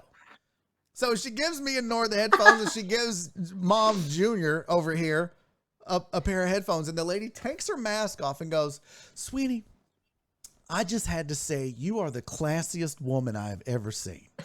I was like, this is my fucking mom. This is the shit Jenny would say to some stranger just because that's what she thought. You would literally tell another white woman this, wouldn't you? I would. You would. I mean, she if was somebody, like, the way you hold yourself and talk to people and handle everything, it is so classy. You are just the classiest lady I've ever seen. And that lady was like, well, thank you so much. She was like, well, you're welcome. And put her shit back on. She probably meant professional, but she called it classy. Said classy. Hey, Joey Fly. Thank you for the sub, Joey Fly. Joey Flap, I appreciate that, man. Joey Flapjack TTV. That's dope, man. Thank you for the sub, using that Prime sub. So I was like, okay, this is so you right now. But it gets better, Mom. It gets better. So she puts her mask back on, and we take off. And as soon as this was all before you took off. This was before we left the goddamn ground. So we're in the air, boom, and the light goes off, and then they're like, all right, you can start to use your electronic equipment. Mom, this woman unpacked a goddamn garage sale like I have never seen in my whole life. The very first thing this woman does is pulls out this big ass fan. I shit you not. She's a fan with a fan, a big. Like a fan, like a ceiling fan, like a big box fan that fits on her tray. She pops her tray down. It's got these 3 legs, and she sets this fucking fan, and they got little USB ports, and she plugs it in, and she turns that shit on high, and it's literally blowing this woman's hair back. That's how badass of a fan. And I'm like, this woman is really having some hot flashes. Had some hot flashes. This woman brought her goddamn fan on she ain't fucking around. She's got this AC. She asked me, are you using your AC? I was like, you can have it, ma'am. Apparently you're cooking in this bitch. Where was Nara sitting? Next to me, like, what the fuck? So then I'm not done. So she's got her fan. She's using my AC and her AC. And then she goes, and she reaches down and pulls out the biggest fucking burrito I've ever seen in my whole life, wrapped in foil, and sets that bitch down, and then gets this bag of chips and some fucking candy and a soda. I'm like, this bitch it's like a bodega next to me. This is it's like a Buc-ee's. Like, this woman is a fucking traveling Buc-ee's right now. She's got all of this food and fans, and she's got her hand sanitizer and napkins, but the worst part is she's got all this shit, right? And Nora's like, that's not a burrito, it's a sandwich. I was like, well, that's a fucking foot-long sub if that's a sandwich. That's a big-ass burrito. Turns out it was a sandwich, but it looked like a fucking Chipotle burrito. So you ever been to Chipotle and got the burrito wrap? That's what it looked like. I was like, this is a sandwich? Well, now that woman was prepared. She was prepared for cheap flying. As fuck. Hello, they'll give you some peanuts and a soda, lady. You didn't have to. She hauled all this shit, and she's she's not thin. You don't travel with full-size burrito sandwiches. I'm Right. just Don't saying, be ugly. she's not Okay. like fat. There were fatter Okay, people on the okay. plane, but Okay. she wasn't thin. But I was like, how? And then she's got her fucking bag, and every time she's hitting me and shit, I'm like, man, what? Get the fuck off me! And how long was the flight? 3 hours. Oh God! Well, the part 3 that when you hours. said it, the part I bet that drove you crazy more than anything was her chopping on the chips, because that drives you nuts. No, it wasn't. But it was pretty fucking close, mother. And you are so right. The chips thing. Oh my God. Nora and I have almost gotten divorced over her eating chips. Over chips? It is, oh my Yeah. God. And she's like, you're so goddamn weird. I'm like, I can't help it. It's in there. It's not, I don't You want have to be sensitive like that. ears. I That's don't right. want to You be have like that. sensitive It's ears. just the thing. So she starts. I was like, oh, fuck. So I had these headphones. These are noise canceling headphones. And I immediately get them sons of bitches out. I'm like, oh, I'm not listening to this shit for 3 fucking hours while she crunches these chips. But you stayed nice to her, right? I never said a word to her. I Good. may have Okay. slid a picture. Don't make your mother not proud of you. Maybe Nora took a picture of it. Let me see. Oh, you're kidding. Hold on. Did she send it to me? I can't believe how much shit this lady had packed on her on her tray. Let me see here. I'm gonna text her right now. Send me the pic of the lady on the plane. I'm telling you, I'm not making this up. So the worst part though, mother, the worst part is that she has the nastiest sounding COVID cough. Oh no. Maybe she was a smoker, had a smoker's cough. No, we're both smokers, Mom. I know the fucking difference between a smoker. And I'm with my germaphobe wife, nurse. Oh, I know. COVID fighting germaphobe wife, nurse, who doesn't have a mask on. I'm not wearing a mask because we're like, Mom, that's not why. It's over. Like we're we didn't know we were going to sit next to fucking Carol Cough-A-Lot up in this motherfucker just constantly.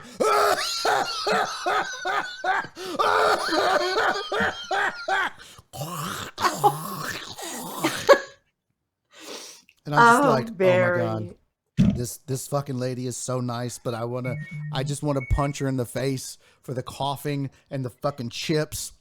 Well, did she try to talk to you a lot? Never. Nope. Well, at least she didn't talk you to death. Well, yeah, but it's because I had the headphones on. Because I hate that. Yeah, that drives you crazy. The coughing, crazy. though, was disturbing. I'm going to tell you right now. We started the plane ride, no masks. None. Me, Nora, no masks. When we landed, I had my mask on and Nora's because I was next to her. I swear to God, I was just like, I can't do this. I'm like, I'm masked up and oh my God. I was like, I'm definitely, if I get COVID, I know who did it. It was fucking Carol Cough-A-Lot packing the lunch. I'm telling you. Oh, Nora sent me the pictures. Oh, yes. You got to see this shit. Here we go. Let me download this. I'm going to email these so I can pull them up. Should I blur out her face? I don't give a fuck. Ain't nobody. No one gives a shit. Well, you should. I mean. Well, I don't have time now, Jenny. Okay, well. Let's see. I'm going to email this to myself. Everybody don't look at her face. I mean, what was I doing with my hands here? These look like my hands are in my pants. We'll just not send that one. What the hell I was doing there? That was weird. Like, was I jerking off? I won't even go there. Well, yeah. The burrito looked good. Okay. I might have been jerking off. That burrito did look pretty good. It's possible. It's possible that I pleasured myself to the side of her burrito. All right. I'm going to pull up the picture right now. Now you made me feel bad about showing her face. Well, you know what? Fine. Here's what I'll do. I'm going to put this in Canva real fast. What did you guys do while we were gone? Did you have fun? Did you do anything interesting? No, I have been so busy working. I finally hired me somebody today to help me because I think I'm wearing my husband's patience out. What do you mean? Because he You has to hired drive someone me to everywhere. help you? Like do what? I just hired somebody I've got so many listings coming up, to measure houses, to go out and put my signs up, my lock boxes, blah, blah, blah, blah, blah. Oh, good for you though. Yeah, I did, because poor Paul. I mean, he is so tired of loading that knee rover in and out of the car and hauling me. And I'm so hoping I can get this cast off in a week. Gotcha. It was because of the cast.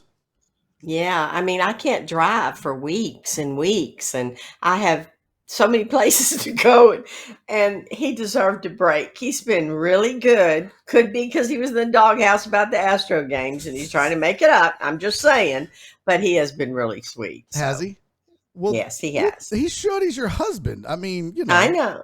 He's been taking really good care of me. That's right. Who's the bigger crybaby when they're sick? You or him? Oh, him. Is he? Men are always okay. Let's calm down. Men are always the big. Men are such babies when they get sick. A little bit on that. I don't. I bet if we took a vote, all the women, all the deckheads would agree with me.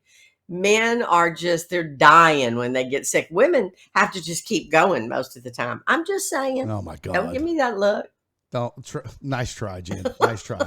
I'm trying to figure out how to edit this to blur her not face. show her face. Hey, get one of those little black things across her eyes. You know how they do that? Look, I just found this pixelated thing on Canva. We'll just do that. And then, okay. But I'm going to leave her thought.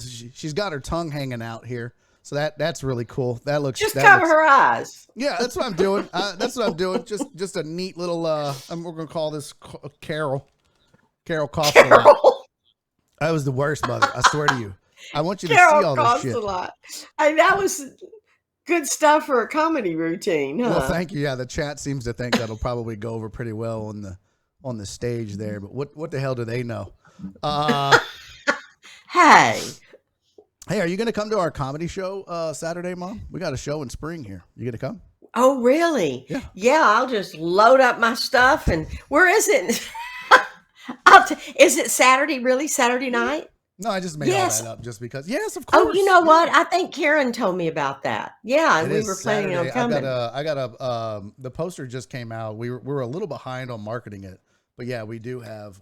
Oh, good. Maybe some of the deckheads will be there, and I get to meet some of them. Oh, they're usually there. Oh, good. Yeah. Well, then I'm definitely going. Yeah, there's usually Robert Likes Beer is there. Who else goes? Potch. Christy brought a snake one time, and I held it and freaked out. It's a whole thing. Yeah, it's a whole thing. All right, here you go. Okay. Are you ready to see Carol? I'm ready. And all I'm ready. Look at that. Oh my Lord. Look at that. When I tell you that this woman had packed it to the gills, mother, did you think I was playing, Jenny? Did you think I was lying when this woman is an experienced traveler? Look at the fan. Look at the size of the fan, Jenny. Well, I do have to admit, I have one of those little fans. What the fuck? Are you You know that you put the water in and it missed you when you turned the fan on? You ever had one of those? You take that on a plane, Jenny? No, I've never taken it on a plane. I have taken it to Orlando or Disney World, or Paul takes it out on the golf course. Okay. I mean, that's one thing. Like Nora bought me one that like goes around your neck for when I'm out doing. Oh, really? Yeah. So you put those are pretty cool. And it's battery operated. And I'll be weed eating, and I've got this fan blowing on me. And I'm like, "Fuck you, Texas heat! Come on!" and does it do the mist with the water on you? That's no. Well, you got to have one of those. We got the budget. Well. Okay. Perry said he might come through. Last time, Perry, we had a comedy show. Perry showed up about 3 hours after the show was over, continuing the stereotype for African Americans. And I was like, Perry, that's not good, buddy. Why are you so late? Oh, that's terrible. No, Perry gets it. Perry It does happen. I know. All right, so let's see. I'm trying to crop this so we can fit it in here. I like the way you covered her eyes. You did right. Right? You did right. Okay. So now I want to just look at all the shit she's got here, Jenny. She's got the fan with the legs. She's got a full-sized thermos to drink. Yeah, she does. To keep her stuff cold. Tell me that does not look like a Chipotle burrito. It really does. Mhm, And it was a mhm. sandwich. And that's Well, she that was had a sandwich. And she had that bag. You can see the Doritos between the foil and the cup if you look real close. Oh yeah, I see it. You can see the bag of Doritos there. Yeah, see, not a small bag of Doritos, Jenny. Not a small bag. I can't believe she got all that on her tray, for one thing. Well, yeah, I know. I was like, man, she's Wow. she's fucking into it. And she could see she got the little tongue out, concentrating, opening the burrito. She's like, oh, it's good. No, right now. Oh. I flew next to that the whole way. And Well, she I bet that coughed was a lot of fun. like she had and then COVID she coughed the on top whole of everything. fucking time. And Nora and I would just look at each other. I'd be flying, and she'd start.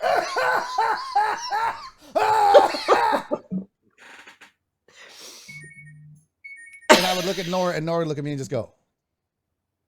Oh God, I bet Nora was dying. And I put my mask. How on many before I times went. did Nora hand you the hand sanitizer? I was just gonna like put it on my face. I was just gonna be like, oh Yeah, my God, I was gonna say. And she looked at me. She goes, "We're gonna get COVID." I was like, "We probably already fucking have it." Oh We no, but you probably haven't been are- sick, huh? No, That was not flying yet. And home? that Well- was flying out on Saturday, so it was a week ago. Well, then you probably don't. Yeah, you probably don't have it. Now we've been A lot of- boosted, but they did talk about the new one that's out, this BA Baracus or whatever it's called, BA5. I don't know. There's a How new many one out. times have you been boosted? All of them, all the boosts. I I have had everything both, I'm supposed yeah. to have. Yeah, Ponch well, said good. that lady has definitely done that before. Yeah, you think, Ponch? You think she's? I'm an telling you, she's a experienced- seasoned traveler. Yes, she is. Yeah. I have to tip my hat off to her. Oh, yeah, do you? She definitely knows what she's doing. Total Dallas said she looked like she was about to join the Sandwich Mile High Club. I mean, where'd you get that That's pickle funny. from, lady? What the hell? Oh my God. That's funny. That's what Barry probably couldn't get by anyways. What is this? What is this? What are they saying? She looked like she got a triple chin. Okay, now that's not nice, D-Mata. I got a triple chin, asshole. So do I. Yeah. You know. Thanks. And by the way, thanks for the great genetics with the chins, Mom. Really appreciate Hey, all these I got from you. I Dad know. doesn't What have happened? chins. What happened to your windows peak?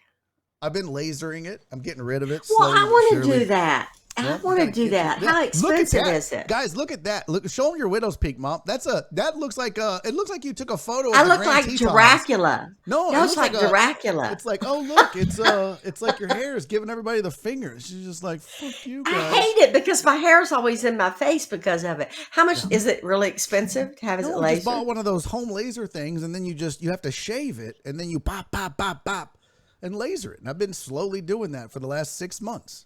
Oh wow!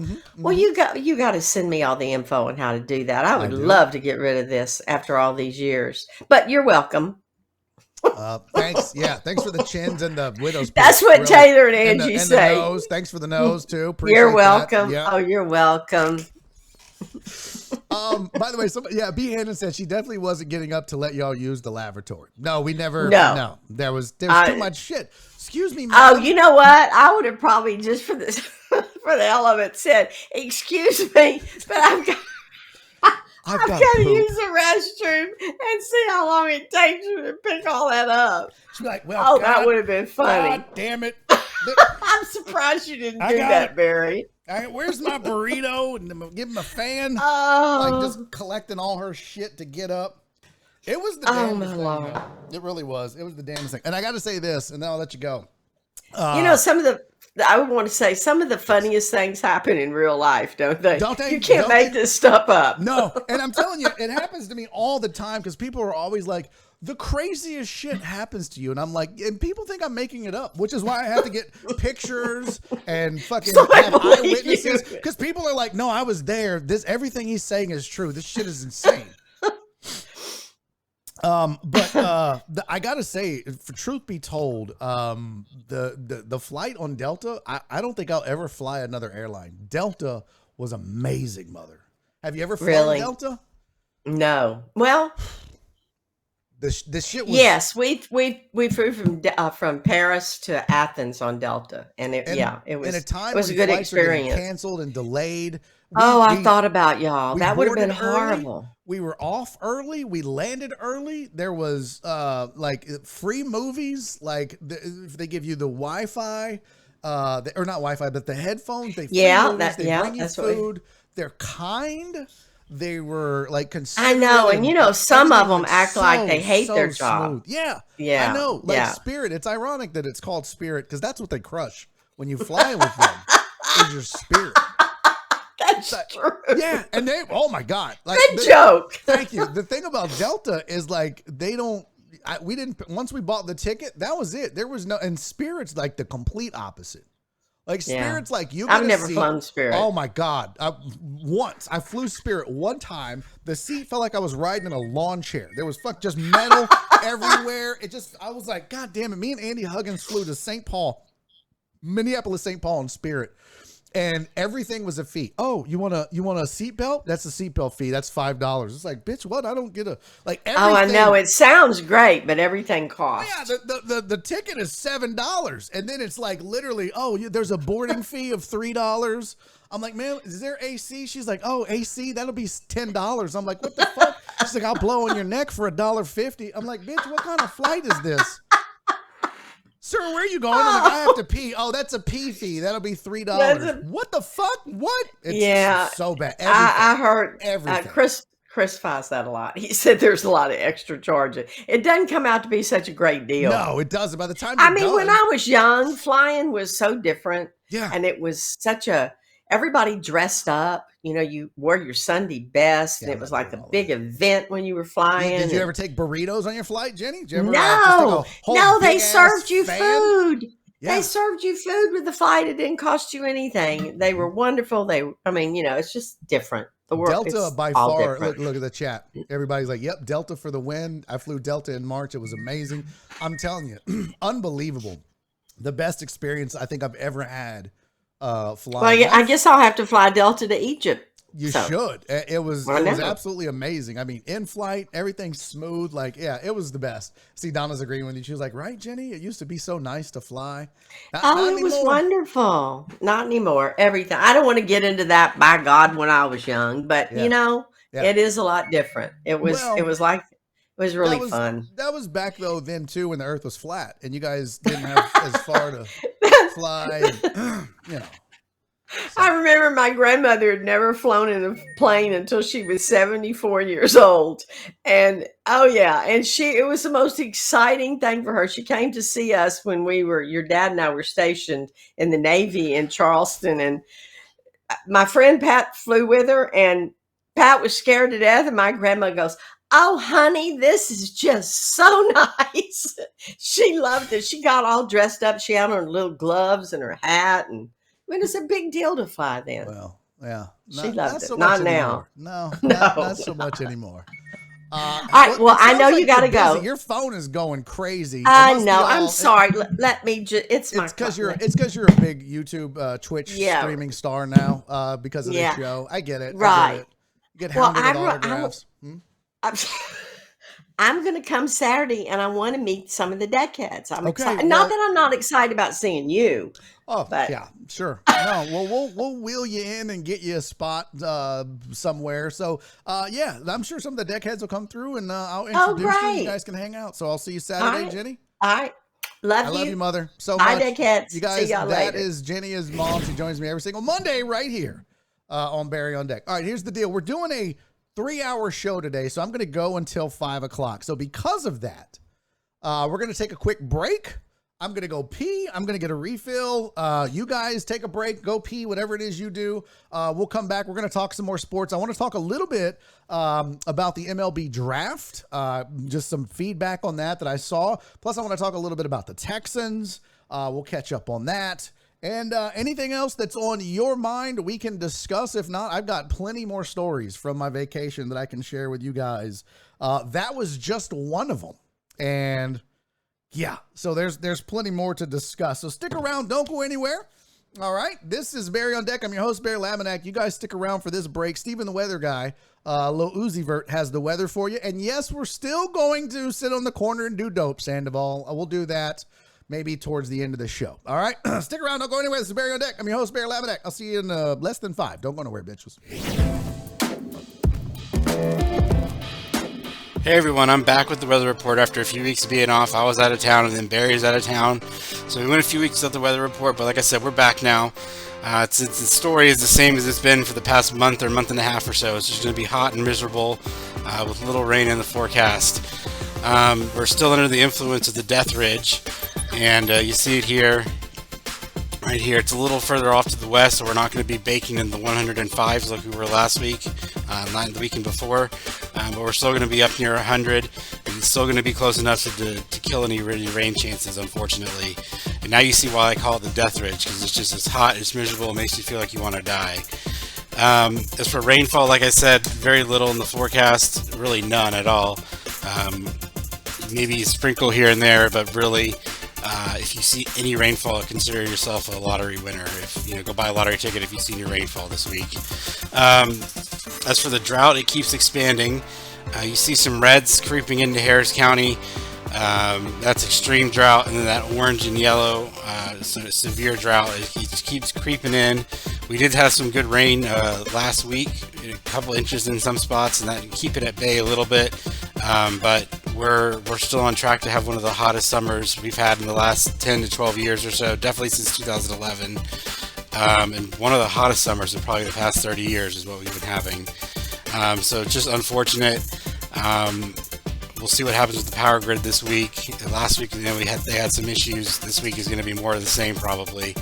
Back to the forecast, though. Like I said, we're going to be keeping hundreds in the forecast throughout the most of the week. And it's just going to be hot and miserable, so stay inside. And we'll just have to keep hoping for relief come October. So stick around after the break. Have a good week.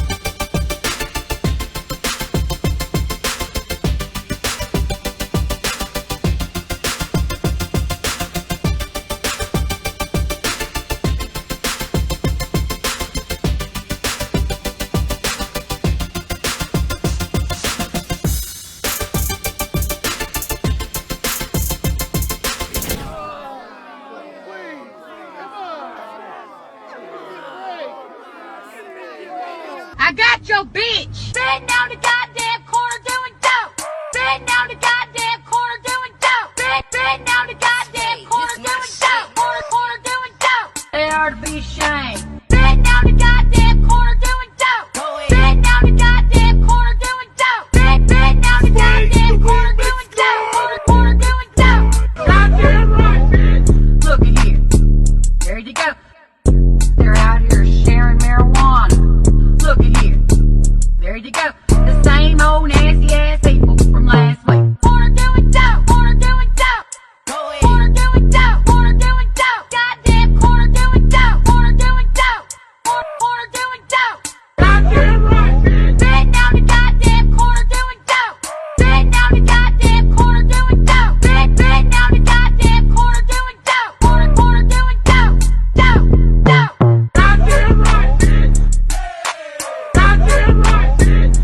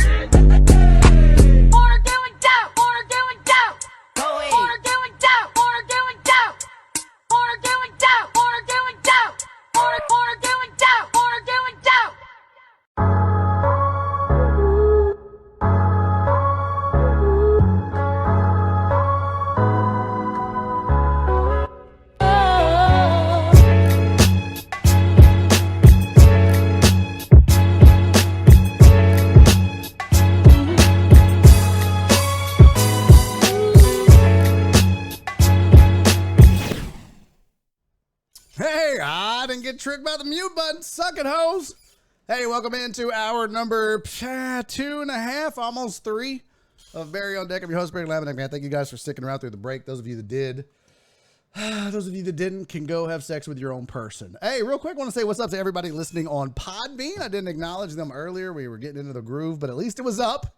At least I started it. But what's up to, Christopher Reyes, Truck Driver Pussy, Eric Resendez, D-Mac, John Dory, and Titan Hugo. Thank you guys for being over there and listening. I'm sure I've missed a lot of chat messages, but you know how it goes. D-Mac, if I miss anything, tell Chris and he'll relay it. D-Mac said, Barry on Deck, what a storyteller you are. Well, thank you, buddy. I appreciate that, man. I try to keep them fun and interesting and true. I don't try to make them up. You know what I'm saying?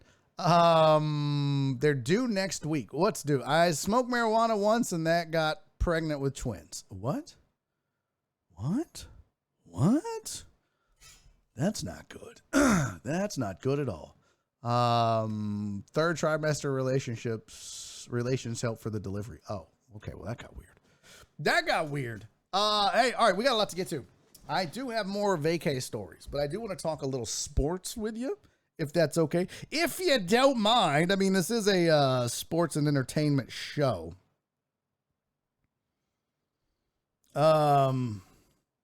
My mother, she's so sweet. She was like, I'm so sorry about my phone. Like, I give a shit. That's not that big of a deal, Jenny.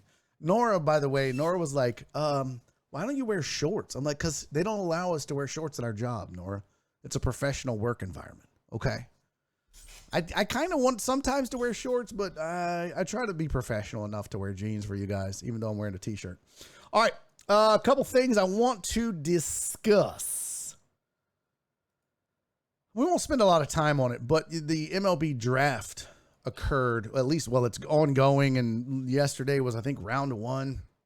What's the whole? And there's like 11 rounds of the MLB Draft. MLB Draft, July 17th through the 19th. So it's over tomorrow.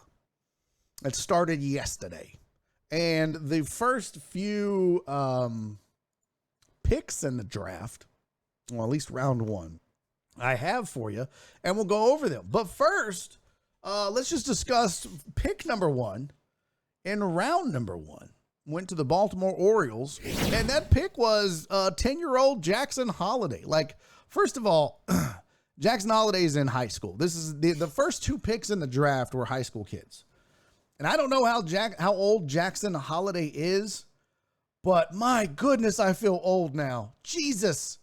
Holy shit, this makes me feel, look how young this kid is. The #1 amateur baseball player in the world. And he looks like a fucking 10-year-old. Unbelievable. Clarence said, is that D-Mata? That's not D-Mata. B. Hannon said, I thought he was too young. How old is he? I really don't know. Let me get his name here. He is the son, by the way, if you didn't know, he's the son of former Major League Baseball player Matt Holliday, who played for the Rockies and the Cardinals, I believe. Jackson Holliday age. He's 18 years old. Jackson Holliday, if this is that kid on your screen, was born December 4, 2003. What? Oh my God, I feel old. And he's a badass.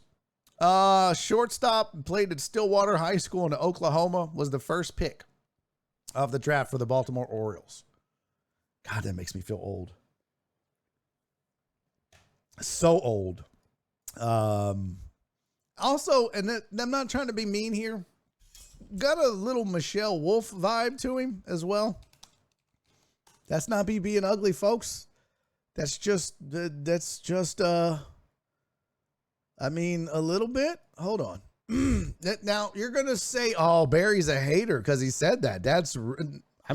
You guys know, I'll do like, I call it like I see it, don't I? That's what I do. I call it like I see it. I'm just downloading a quick picture of Michelle Wolf here. Okay. We're cool. We're just going to pull Wolf. By the way, very funny comedian if you haven't watched Michelle Wolf. Super funny. Also, I got to watch Bill Burr's new special. Loved it. Oh my God. If you haven't watched Bill Burr's new special, highly recommend it. Watched it on the plane, had downloaded it from Netflix. And, so good. There's a reason he's the best comedian in the world right now. In my opinion, I know a lot of you are going to say it's Dave Chappelle. Sorry, I laugh way more at Bill Burr than I do Dave Chappelle. Facts. All right. Now this is just me making an observation. I'm not trying to be mean here. I know that this is an 18-year-old high school kid. I'm just saying he's got a very Michelle Wolf look. Tell me, where's the lie? Huh? Where's the lie, chat? Where's the lie? Where's the lie? Let's just do this. Let's take the titties away. We don't need that hate. I mean, like, where's the lie here, chat? If I, oh, no, don't want to do that. Hold on. Okay. Huh? I mean, come on. Right? You see it, chat, don't you? Spoon DJ said 100% Michelle Wolf. Yeah. If you see the captain yet, Jeter looked about 14 his rookie season too. Oh, no, I haven't watched it. Is it good? I do want to see that. He got girls shooting their shot at him. Really? Good for him, though. Good for him. Loved his set, though, on Bill Burr's Friends That Kill. That was great. Tell me that doesn't look like Michelle Wolf, though. Come on, fam. I mean, that's pretty damn close. That's just what I thought when I first saw it. See, Sandoval said, damn, sir, you are correct. And again, I'm not trying to be mean. That's just what I saw. I was like, damn, that looks like Michelle Wolf. That's all. Fine baseball player. Good luck to the Orioles and to Jackson Holiday. I will say this. High schooler, already drafted, probably makes the majors by year 5. I'd say we'll say year 4. So he'll be 22 when he makes the majors. Yep.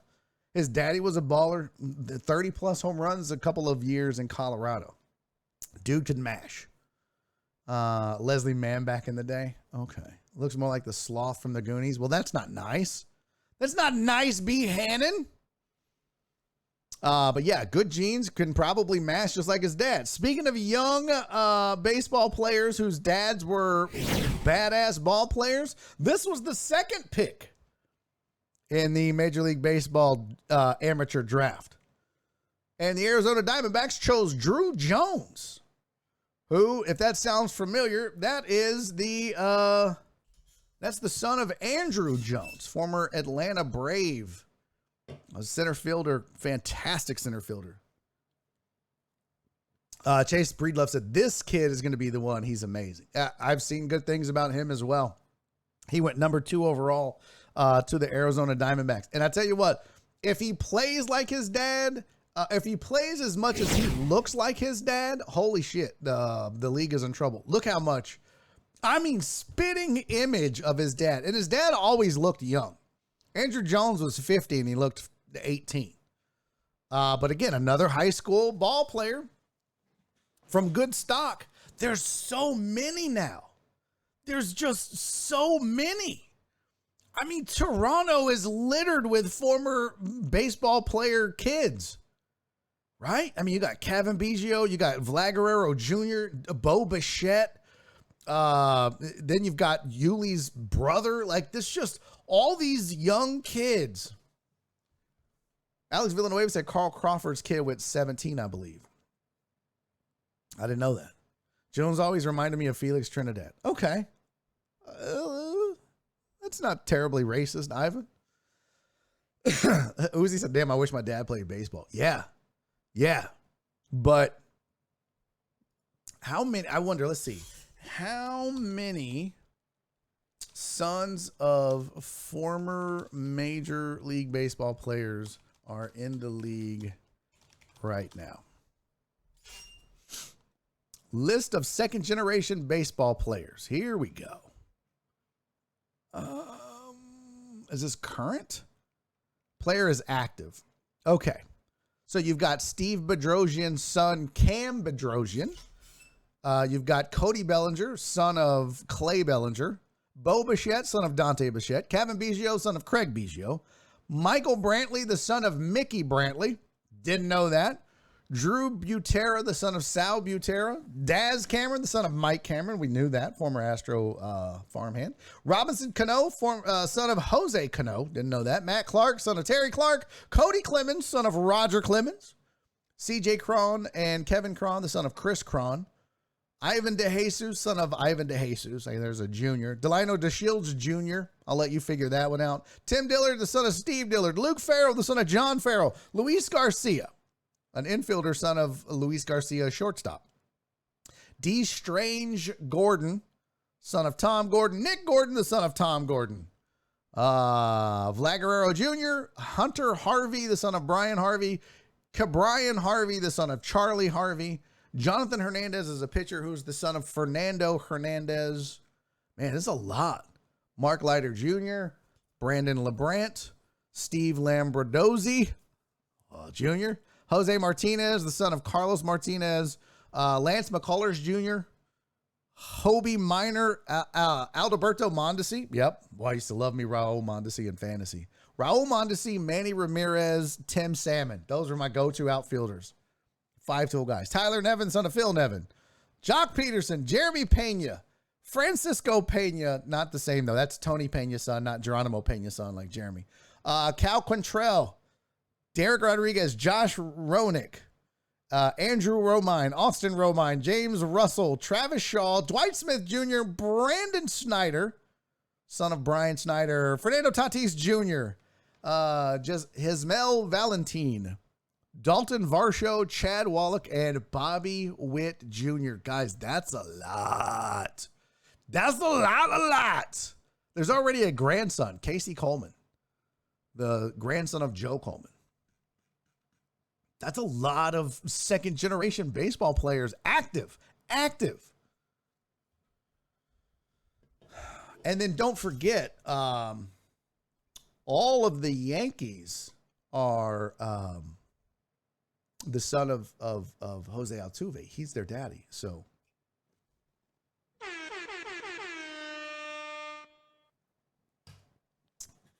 Chase Bree left side. What about Rougned Odor? He has a brother named Rougned Odor who plays in high A ball. That's the weirdest one. That is weird. Also, if you want a weird baseball rabbit hole, look at the younger Rougned Odor scandal. Oh. Cal Ripken Jr.'s son is still in the minors. Oh. The book Freakonomics years ago determined that a player is 800 times more likely to make majors if their father played in the majors. No shit. Is that true, VB? And by the way, welcome to the program, VB. Good to see you. Is that really true? So Walt said no Ken Griffey Jr. No, that was just active, Walt. The ones I read was just active. Like, that's a long-ass list. That was just active. Because, yeah, you had Eric Young Jr., you had Ozzie Virgil Jr., like all these players that aren't active. Ken Griffey Jr., obviously. Who else? Yeah, there's a ton. Cal Ripken Jr., Brian McRae. So, yeah, there's way more than that, but that was just active. And I don't know how many that was. That was a lot. A lot. It feels like, and this is just me talking, chat, but it feels like there's more second generation baseball players in the league right now than have ever been at one time. And maybe I'm wrong on that. And a lot of them are big names. I mean, a lot of these guys were big time baseball players having sons, right? Like, I don't know how good Lance McCullers Sr. was. I couldn't tell you. That name doesn't ring a bell. Doesn't mean he wasn't good, but he was probably like local good, right? Like a Joe Sambito or some shit like that. If you were local to Houston, let's see, Lance McCullers Sr. Let's see what his numbers were. His baseball reference. Okay. Had a career WAR of 5.3, 28-31 record, 3.25 ERA. Oh, not terrible. Never led the league in anything. Not a COVID cough. Probably is. Thanks a lot, Carol. 85 through 90. He played 85, 86, 87, 88, 89. Played for two teams in 1990. Then came back in 92. 7 years in the league. 28-31, 3.25 ERA. most strikeouts he ever had was 1987, 126. Okay. I mean, like, yeah, what was his whip? Career whip of 1.29. So he was, like I said, he played for San Diego, then the Yankees and Detroit, and then came back 1 year for the Texas Rangers. Not terrible, but more of a, and if you weren't fans of that team, you probably didn't know. Oh, my bad, Walt. Walt said Junior. I think that's the third. I mean, call me crazy, but wouldn't that be crazy if they named him Ken Griffey Jr.? Be like, well, should I be a third? Shut up! We don't hit triples in this. It's either home runs or whatever. I get it now, Walt. That's my bad. That's on me. They talked about that on the ticket here in Dallas the other day. Genes are one thing, skill is another, but the money they have put to them in the best programs, training facilities, and travel teams. Yeah, and not only that, I was thinking about that with, what's his name? Jackson Holiday. Because you look at the kid, he's 18, he's young. He's probably not going to go to college. I mean, he just got drafted right out of high school. So he's probably going to go into straight to playing rookie A ball, summer ball, right? The thing is, and I don't mean this in a mean way. This is just a reality, right? The kid doesn't need to go to college. Like, let's look up what is Matt Holliday's net worth. Matt Holiday net worth. And I bet with Spot Track, how much did he make? Spot Track, Matt Holiday. We'll get his contract details. Matt Holiday career earnings. Matt Holiday earned $163 million over the course of his career spanning 1998 to 2018. So he's not like he just retired 40 years ago when baseball players weren't making money. His last big contract, he made in 2016, he made $17 million.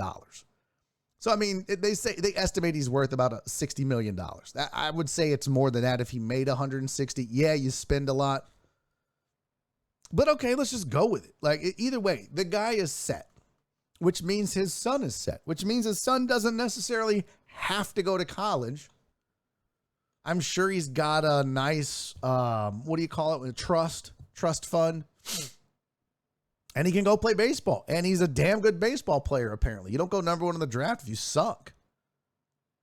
So he's got his dad's money that he could fall back on. He's chasing a dream. He's going to play ball. Probably going to get a big contract, being the number one pick in the draft. Going to get a great signing bonus. That's his money, not his dad's. And he's off and running. But he's got that safety net that a lot of us poor people don't. And good for him. And he's got to go out there and earn it. But that's why you can see guys like Matt Holliday's son, Jackson, or Drew Jones, son of Andrew Jones, just go straight from high school into baseball and say, fuck it. I mean, if I fail, my dad's got money. I'll make it. I can still go back to college on his dime. I can still go back and get a 4-year degree on his dime. And these kids probably would. I'm not going to assume that they don't if they fail. But man, they can go out and chase this dream, and good for them. Which one of you parents wouldn't let your kid do that if you had the money? All of us would. If Oliver or Spencer came to me and be like, hey, we want to play cat ball, and, we think we could be a major league yarn baller, I'd let them do it if I had the money, but I'm like, I'm sorry, you guys are going to have to get a job. Can't afford it. Chase Bree left at the NHL father-son pipeline is well established. Okay. But man, if you've got the money, why not let your kid chase a dream? We all would love to. So good for them. And that was the draft. And if you're curious, I do have the list. I hold in my hands. Get rid of Michelle Wolf there. We don't need that anymore. That point was made. This is the whole draft, if you gave a shit about the MLB draft, which, maybe a few of you do. I don't know. I'm a big baseball guy. Orioles go. Jackson Holiday 1. Drew Jones 2. A lot of folks believe that, Chase. A lot of folks believing that the Rangers reached drafting Kumar Rocker. out of the independent league at 3. A lot of folks felt like he would fall out of the top 10. He was drafted 10th last year by the Mets. You can read up on him. They didn't offer him a deal because he was injured. He ended up getting shoulder surgery, didn't pitch that much in the offseason. And yeah, it kind of felt like a reach. A lot of folks felt like he would be there at 17 or 20 even. But the question you have to ask yourself is, he was the first pitcher off the board. Did they need a Tamar Johnson? Did they need an Elijah Green? I don't know what the Rangers' needs are. I feel like the Rangers need everything because Rangers, they suck. But the next pitcher on the board was Cade Horton. So I don't know. I don't know what that means. I don't know was he the best pitcher? He was the biggest gamble, it felt like. The Mets felt good enough about him to draft him 10th, but then he failed the physical in their eyes. And the comparison that says the hope is all 4 will soon be in the majors to join Marcus Semien and Corey Seager. So I was looking for a comparison. Who they say? Mid-90s fastball. They said that he had a mid-90s fastball when he came back, and a slider that graded out at a 70, which is almost perfect. So he's got the stuff, but that doesn't mean that it'll translate. If you're curious, I can find yours. But your Houston Astros, it looks like they got them a steal in this draft. They drafted, there he is, 28th.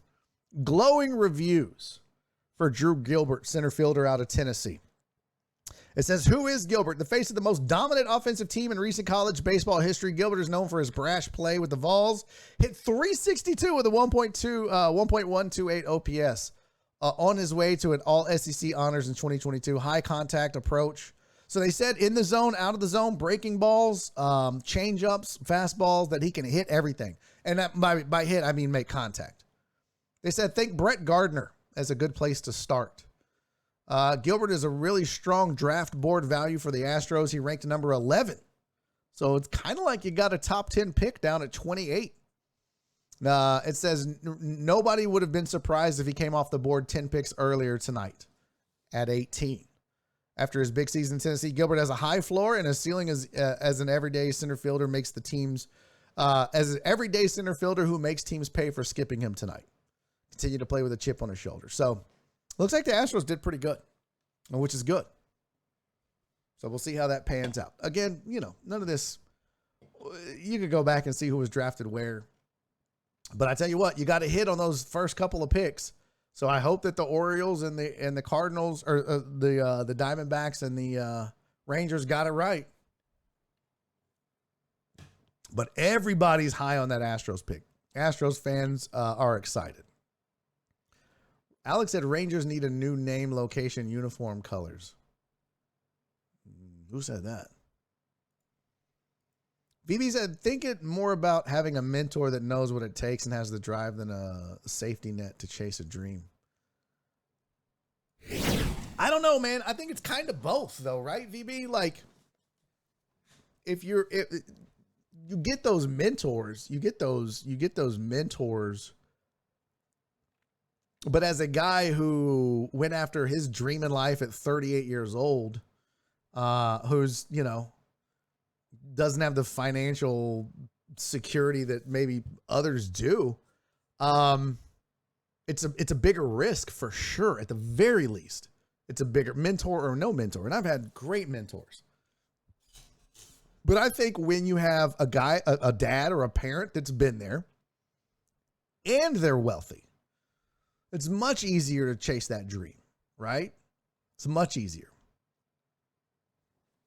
So, Astros got excited about Soto not signing like the Astros were going to get him. Yeah, that's not a thing. That's not a thing. I don't. I saw somebody say they would trade any Astro for Juan Soto. And while you can't knock the production at the plate, his injury history worries me more than anything. Can he stay healthy? That's the concern with me, or for me, with Soto. And if we look at it real quick, since we're on let's look at his value. You guys, he turned down $440 million. He turned down $440 million. And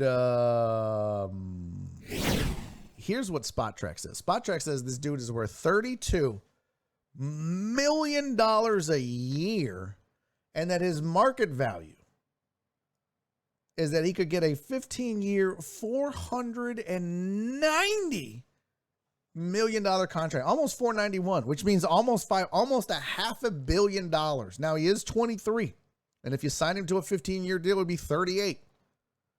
That's a huge commitment to sign a 15-year deal. I feel like if you make that deal, you're a moron, because where's the motivation? At least if you sign a guy to a 6-year deal, you're going to get a contract year out of him somewhere along the lines, right? Even a 10-year deal at 23, when he's 33, he's going to be out there busting his hump for another 10-year deal. Uh-oh, Podbean died. Rest in peace, Podbean. I missed you guys so much. Until next time, Bean. But if the guy can get $32 million a year, that means, and that's on a 15-year deal, he could probably get $40 million a year for a shorter deal. Yeah, I agree, Donna. 15 is so long. So if you're the Astros, do you really want to commit 15 years, $32 million a year? Alex said not an Astros type of deal. Even if it was, it's dumb money, I think. I don't think you throw that kind of money at the guy. Here's his stats. Let's pull that up. So statistically, he played in 91 games in 2022, or 116 games in 2018, 152 in 2019, 47 in 2020, 151 last year, and 91 games so far this year. You look at his career, his WAR, 2.95, almost 3 as a rookie. It's really good. 4.6, 2.0, 7, and then he's already got a 3.4. OPS of 1.185 in 2020. Unbelievable. Hit 351. Now, obviously, that's only 47 games. Jared, thank you for the 100 bits.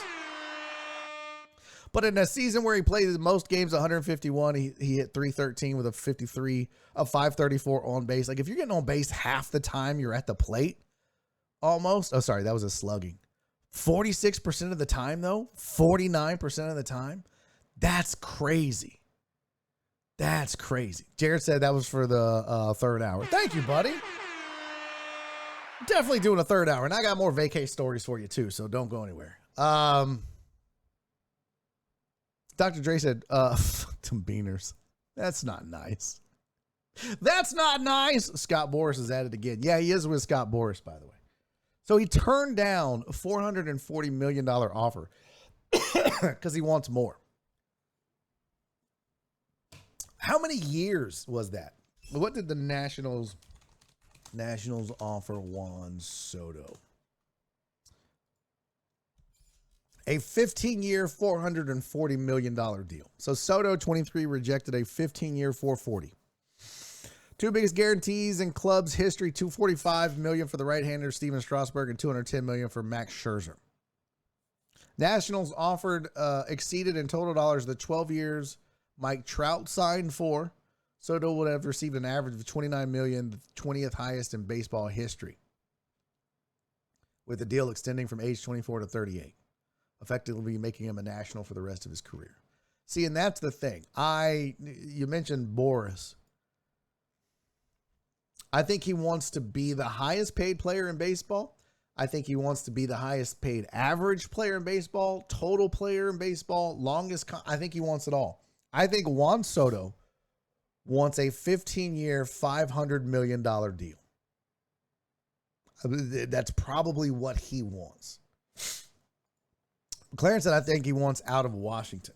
I don't know about that.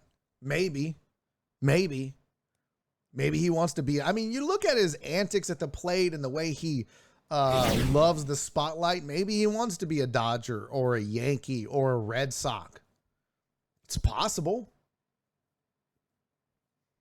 It's very possible. But,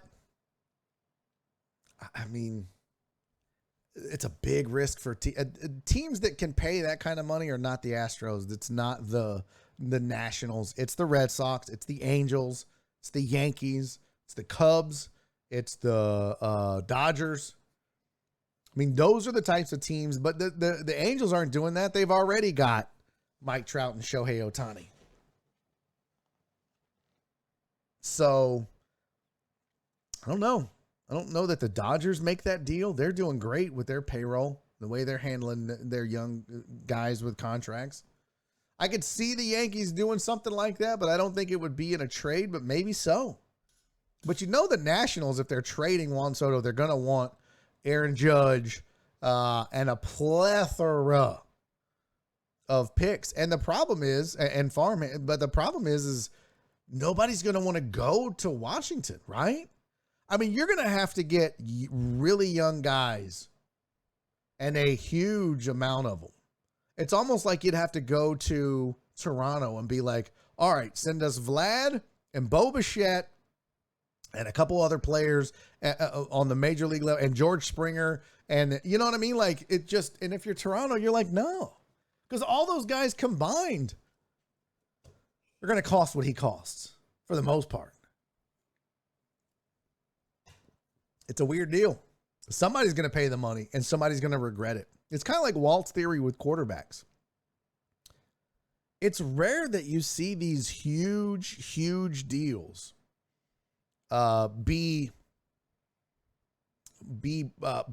work out year over year. They'll stumble into a couple of World Series appearances here and there.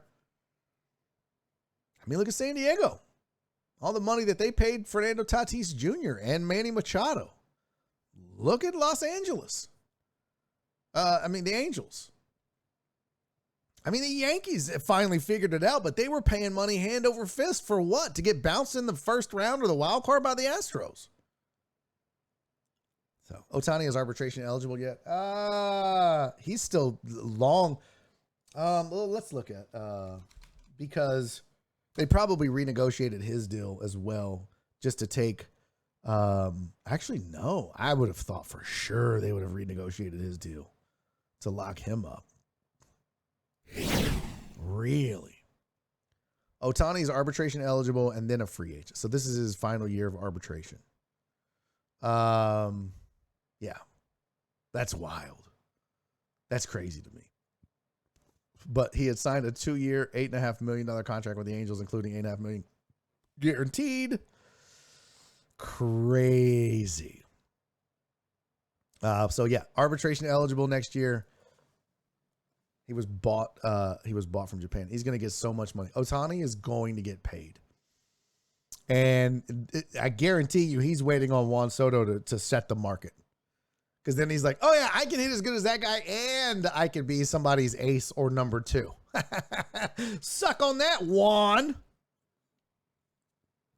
More like one-dimensional. Okay. All right, I'll stop. It's crazy. All the money these guys make. Unbelievable. Why couldn't I have been an athlete? Oh, fuck. I got too many notices on my phone. Don't care. Boo. Boo you, Matt. Kiss my ass. All right. So there was your baseball. I think that's all I wanted to talk about. I want to do that player versus mascot, but we'll do that maybe tomorrow. Maybe we'll do the Texans tomorrow. We got Juan Soto done, home run derby, and the MLB draft. A lot of baseball on this show today. My favorite sport, so that's okay. My favorite sport. All right, let's talk a little more vacation stories. So I told you guys this story about the lady on the plane. I talked about Delta. I gotta admit, flying back was good with Delta, but the in-airport experience was a little rough. Now, look, I'm a guy. I don't mind kids, okay? I just want to preface this by saying I don't mind kids. I know kids are kids, and they're going to make noise and whatever, and that's fine. And if you got a kid and you're on my flight, God bless you. I'm not gonna, if your kid is just crying, because that's what babies do. I'm not gonna be mad at you because your baby is crying. If your kid's kind of being a little wild, I'm not gonna be upset with you because your 2-year-old or 4-year-old is acting like a 2-year-old or a 4-year-old. I get it. I do. I understand. But that's if you're on my flight. When Nora and we had to get to the airport by 2 o'clock. We had to have our rental car returned by 3 p.m. Or else we would have been charged an extra day. So our flight didn't leave until 5. We didn't start boarding, I should say, until 5. Flight leaves at 5:40. So we get there a little early. We go grab a little food at the whatever, pay $80 bajillion for a fucking turkey club sandwich and the worst queso you've ever had. Get your shit together, Salt Lake. Your queso sucks. It tastes like white people. It does. Oh my God. Salt Lake City queso literally tastes like white people. Terrible. Anyways, we mosey on down to the gate. We're one of the first people there. And we pick a spot where we think nobody's going to sit around here. They're all going to be, by the way, Delta, once again, I don't know if it's a Delta or a Salt Lake City airport thing, but every seat had chargers. I was like, let's go, fam. They had a plug, they had a USB and a USB-C charger, all right there at every single seat. So no matter where you sat, you could charge your shit. You didn't have to go fight for, a plug on a wall somewhere like you do at Intercontinental. Shitty. So Nora and I find a spot. We nestle in, get our shit together. Boom, we're sitting there. And then this couple shows up with a baby. No problem. It was a pretty standard issue white Utah couple. And she's pregnant, but they got a 2-year-old. They sit down behind us. First of all, when Nora's on the far. I always let Nora either have the window or like when we're sitting at the airport, the seat where nobody would be sitting next to her. It'll be, she has nothing on one side and me on the other because she's, germaphobe. She doesn't like people. Ugh. Fine, I'll deal with the people. So she's sitting on that side. I'm sitting here. And this couple walks up with this baby. And when the lady sits down, first things first, she just fucking sits down so violently that Nora gets thrown forward. I was like, what the fuck just happened? She was like, she just sat down and slammed me like that. I was like, well, goddamn, do it back. She's like, no, I'm not going to do that. So she kind of did it. And I was proud of her. I was like, good for you, babe. You go, girl. And I did it too because the dude was behind me. So I was like, okay, we'll fight you guys. Y'all know who you're fucking with. We were some ratchet ass Houston people. Okay. Well, then there was a lady down that way, across the backside, and she's got a kid who's probably 5. And that kid comes over to this couple that's behind us and wants to chit-chat with the 2-year-old and the couple. And now it's a whole thing, right? Like it's a, hey, look at me. Look, I can do this. It's like, what are you? You're not even doing anything. And she's like, look what I can do. And you know how fucking kids are where they do something stupid where you're like, well, anybody can do that, you fucking 4-year-old. That's not a big deal. Oh, you stood and you went like this.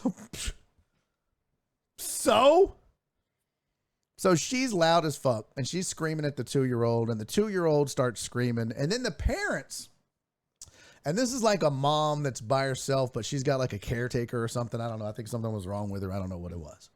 So she's got another kid, and then she's got this 4-year-old kid who is a talker. And it's a whole, it's a parent and parent thing, but they won't get together to talk. They're talking across the goddamn aisle. Like there's at least 15 seats between this dude and that mom, and they're having a conversation.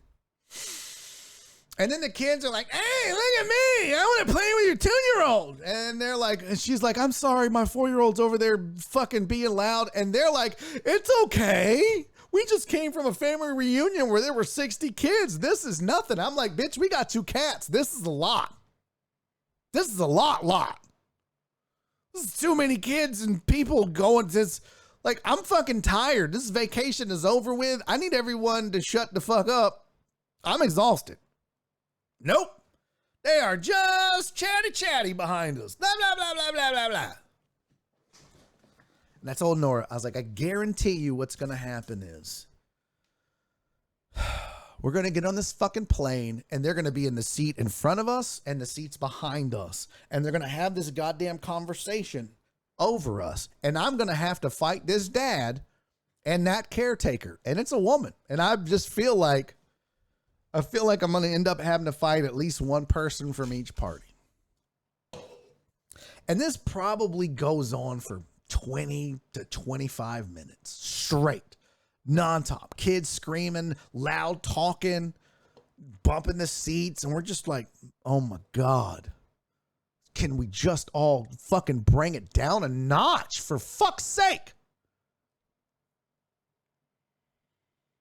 And then the dad leaves with the 2-year-old. He's like, well, come on, let's go walk around for a minute. And I'm like, fuck yes. Well, now the little 4-year-old's like, where did your kid go? And the mom's like, oh, she just went for a walk. She's like, can I show you what I can do? Look, I can do this. I was like, oh my God, this bitch just needs attention.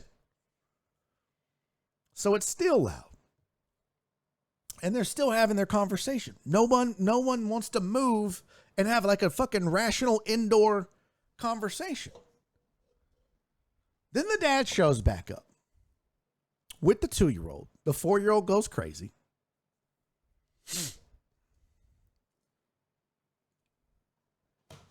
That's a good point, Chris. We should have just fucking got him and went to the bar. So all this goes on for what seems like at least 40 minutes total.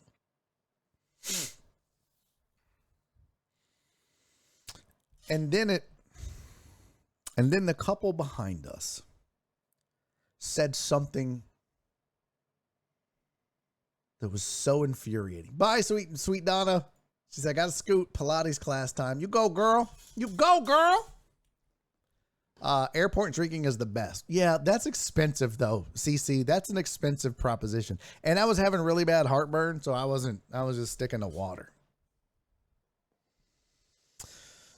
This fucking couple, this disturbing the peace, sitting down rough, yelling across the thing to people, couple, stands up and says out loud to the lady and the caretaker and the 4-year-old and won't leave them alone, well, you guys have a good flight. We're going to go find our gate. Fuck, what? What? This wasn't your fucking gate? You just sat here for no fucking reason. Oh my God. Oh my God. And I'm losing my shit. Nora's like, calm down. I'm like, are you fucking kidding me? This wasn't even their fucking gate. Nora's like, babe, lower your voice. I'm like, you gotta be shitting me right now. I had to put up with this bullshit for 40 fucking minutes, and they're not even on this goddamn plane to make me suffer on the ride home? This was just because your legs were tired? Oh my God. I wanted to choke these motherfuckers so bad. Oh my God. And then they just picked up their shit, and they were like, well, we got one more leg. It was nice to meet y'all, and walked off. And then as soon as they did, boom, we're going to now board our flight to Houston from Salt Lake City. You motherfuckers.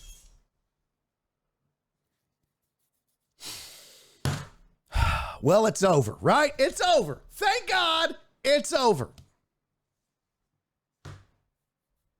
And we get on the plane.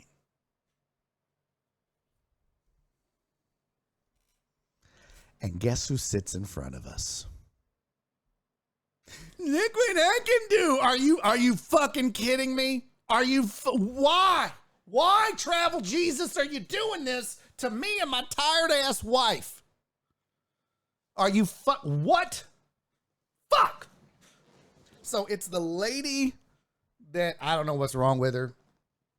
In front of me, it's the little boy on the left. The caretaker's across, because the way that the plane is it's 2 on the left, 2 seats on the left, 3 on the right. If you're in the back of the plane looking forward, if you're getting on the plane, it's 2 seats on the right, 3 on the left. We're row 19, A and B. I was like, babe, I got us. Row 19, A and B. Bam! All by ourselves. Yes!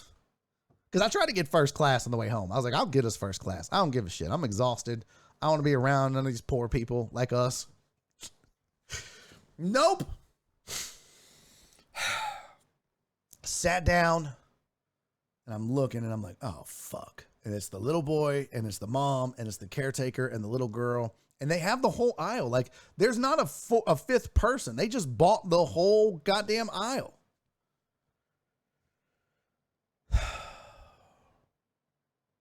I was like, you got to be shitting me. Now, I'm like, oh my God. Oh my God. And I got to say, the sitting on the plane was a little rough. Kids were a little loud, but once we got in the air, no problems. No problems at all. And I was like, well, that's cool.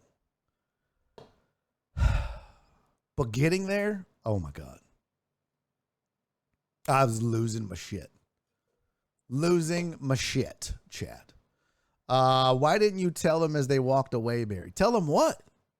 Like, tell them what? What was I going to tell them? D-Mata?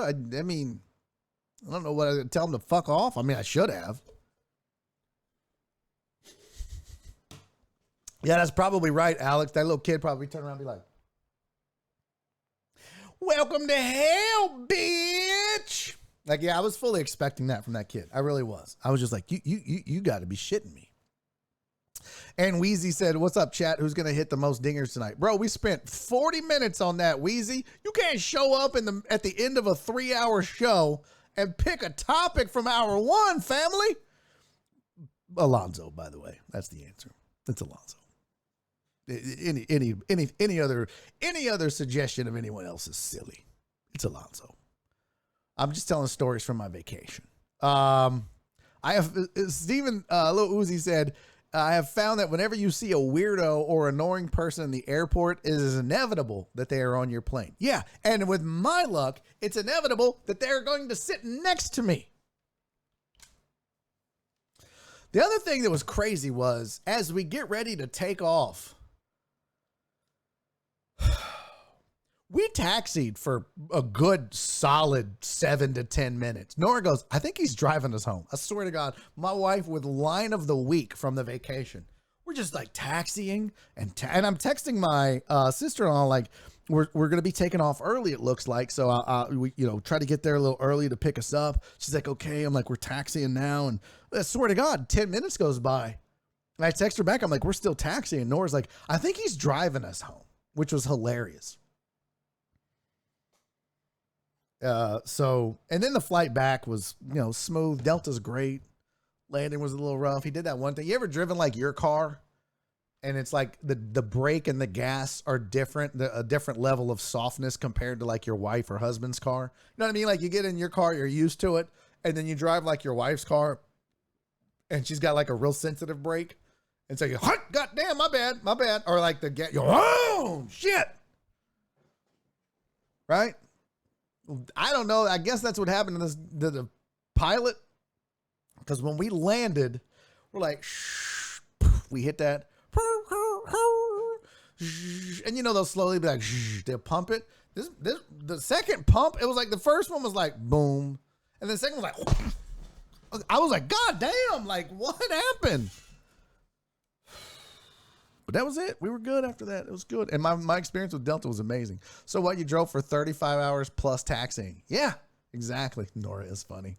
Don't tell her that shit. Got to listen to that now.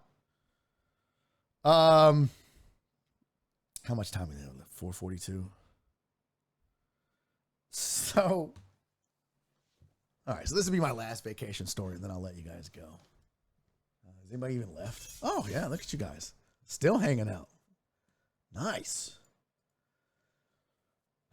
So I'll tell you, I'll preface this whole story by saying, I think that the bear spray industry is a fucking racket. Okay? When you go to the Grand Tetons, the first thing they tell you, as soon as you land, got to get some bear spray, folks. Got to get some bear spray. You never know when you're going to come across a bear in the wild and they will attack you, so you got to get bear spray. And we did not. All right. Now, you can't fly with bear spray because it's an aerosol. So you can't take bear spray to Grand Tetons or Yellowstone or Colorado or wherever you're going where there's bears. So you got to buy it when you get there. And as soon as we land, you start, get your bear spray. You need bear spray. You got to have bear spray. I was like, boy, these motherfuckers are paranoid about these bears. So we don't get bear spray on day one. We're doing hikes with lots of people. It's not a big deal. And then we go to do a hike to Hidden Falls and Inspiration Point. And I'm like, babe, I don't know how busy it's going to be. I don't know how many people are going to be there. Maybe we'll get some bear spray. So we go walk the town of Jackson. They have like a shopping square. And we're doing some shopping. And I see bear spray for sale.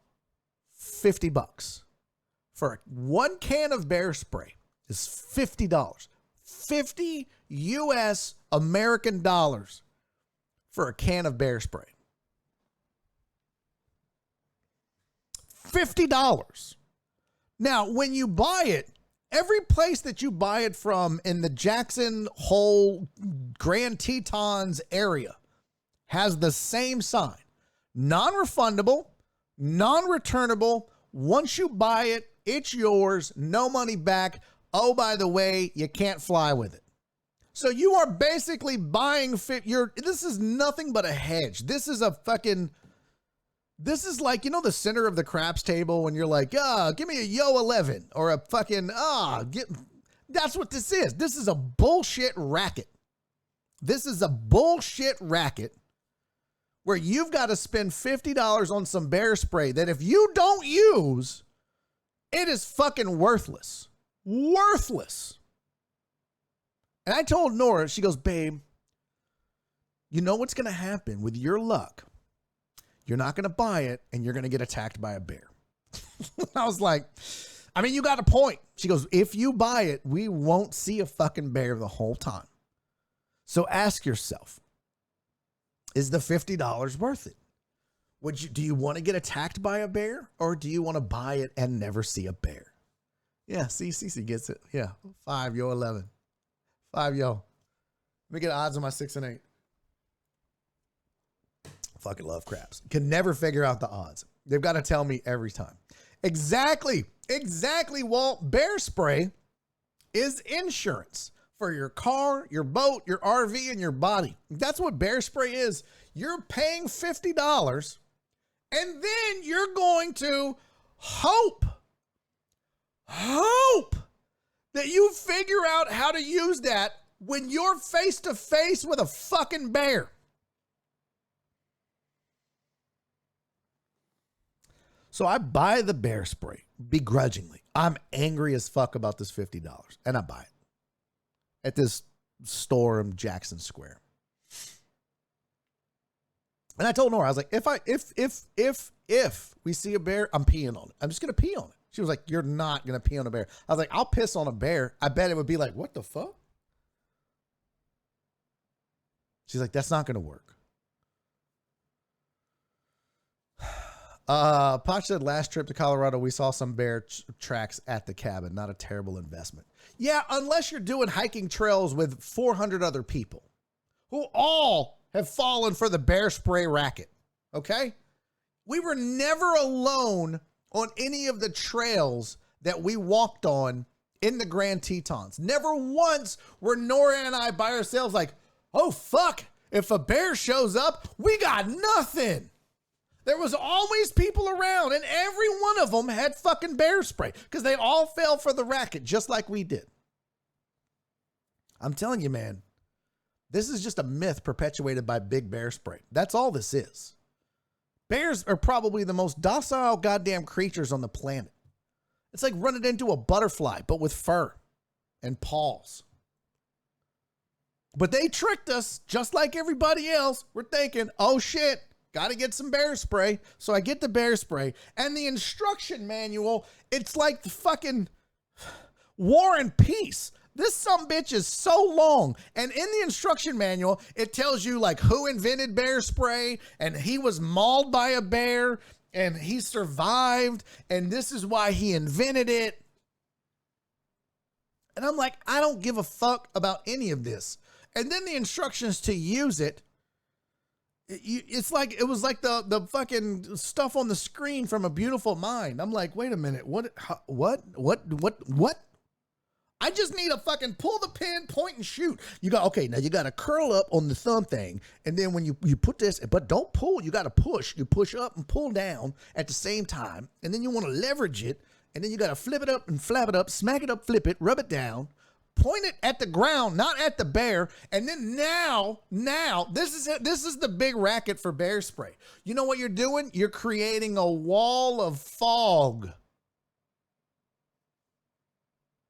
A wall of fog between you and the bear.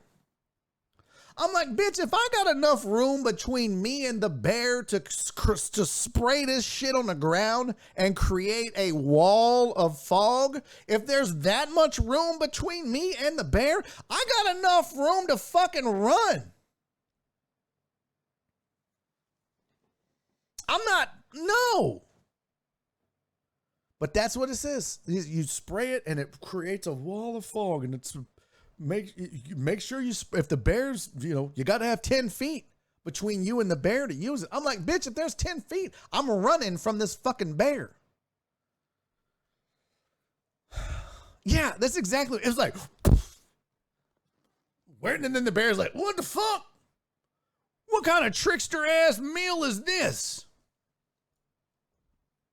So I kind of read the directions. I never take the safety off. I never even take the fucking bear thing out of his holster. In fact, I bought it. They're like, you got to keep it on your hip and be ready. I was like, I never took the motherfucker out of my backpack. I didn't need to. I was around 800 other fucking people that had bear spray on their hips like morons. I can't believe I bought this shit.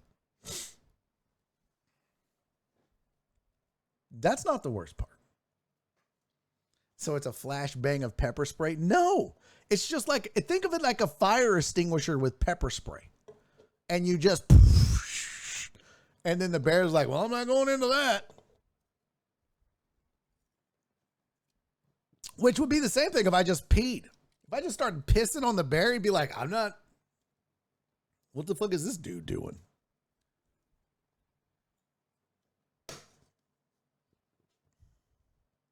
So no. Wallace said, well, if I'm with 50 other people, may the best man win. Fuck bear spray. That's the other thing. You ain't got to be fast. What's the old saying? I don't have to be faster than the bear. I just have to be faster than you.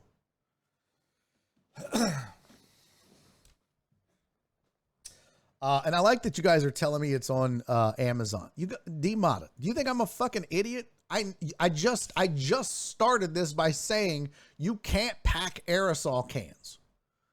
I'm aware that there was bear spray on Amazon for cheap. I get it. But you can't pack it. Look, we didn't bring the bear spray home. I had to fucking leave it there because you can't fly with it. It is against the law to fly with aerosol cans. Against the law. I didn't realize my fan was on this whole time. So I could have sprayed the 4-year-old with it. Damn it. Now you're thinking, Ozzy. I could have been just spray that family. The fuck back. This isn't our gate. Let's go. Fuck you, people. And fuck this kid. Ship it to your hotel. Well, that's the other thing. We just bounced around. Every 2 days we were in a new hotel. I'm not mailing it back. I'm not paying money to mail it back. Then I got to pay to mail it. By the time I fucking use the bear spray, I'm in it for $300. No.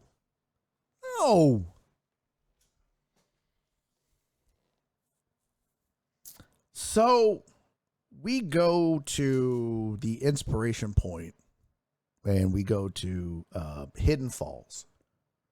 Well, first we do Hidden Falls, then we do Inspiration Point. And Inspiration Point was like super high up, like really high up. So it's in the park. It's in the national park, right? And we get done with the hikes and it's about 7:00. And by the way, in Grand Tetons, it doesn't get dark until like 10 p.m., 10:30. It's crazy. But we're at the visitor center. They have a little shop there. All right. And we go, I think that's a certain size. And if you do, I don't think you're allowed to. Let's see. Can you travel with aerosol cans? TSA has determined that liquids, aerosols, and gels in limited quantities are safe to bring on board. So it's important. Gels and items stored in containers 3.4 ounces or smaller. Excuse me. If you want to travel with a full-size aerosol containers of antiperspirant, shaving cream, you can do so by packing them in your check bag. Motherfucker.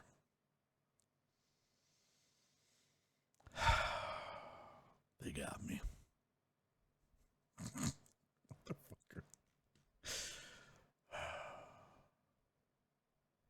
It literally, I swear to God, I should have taken a picture of it. Oh, I think I did. Because I was mad about this fucking racket.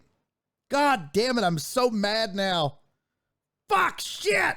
Now my Tourette's is acting up. Let me show you this bullshit bear sign, racket ass. Where is it? Where the fuck is, did I delete it? No. Where's the bear sign? I know it's here. I know it's here, you son of a bitch. Oh. There we go. This is the sign that they put on the bear spray to get you to buy it. Bear spray is non-refundable, cannot be taken on airplanes due to its combustible nature. See? This is what they say when you buy. Come on, bitch. Flip it back up. Smack it up, flip it, ho. Smack it up, flip it. Y'all think I'm just making this up. That's what the sign says. You see the little plastic down here? That's the fucking bear spray right over here. That's the bear spray. That's what they tell you. They're tricksters. I'm telling you, the bear spray industry is the real problem in this country. Don't you fucker. Bang bear. Fuck you. So anyways, we go to the little store. We're going to buy some things, right? We buy some like chapstick because my lips are getting sunburned, and we buy a few other things. And there's literally like one Asian couple in front of us in line, and we're still shopping, and they're buying bear spray. And I told Nora, I was like, I'm going to walk up to this guy. I'm going to say, hey, I'll sell you my bear spray for $30. And Nora was like, you won't do it. And I was like, I'll fucking do it. And she was like, you won't. I was like, I'll go. I'm serious. Like, it's a win-win, right? I get $30 back. He saves $20. It's fucking win-win. So I was like, because I had taken it out of the package at least. Because I was like, well, fuck that. Because I see like what Rhea said, hotels sell it back to the stores. See, So I took it out of the plastic. It was just the can and the holster. So this guy, like this Asian guy, he's buying the bear spray. And the guy's like, no, you know you can't return it, right? Let you buy it, it's yours. And you can't take it home with you. You can't put it on a plane, okay? And I'm like, fuck, see, I fell for this shit. My watch just told me, good, stay active. Like, bitch, I'm not working. I'm talking. I talk with my hands. So we get all the shit we want to buy, and we get behind this Asian couple.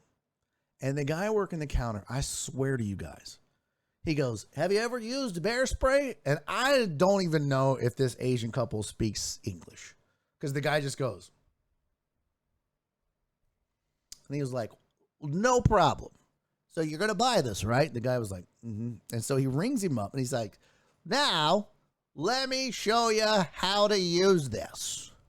And he takes the shit out of the plastic and he pulls up the can in the holster.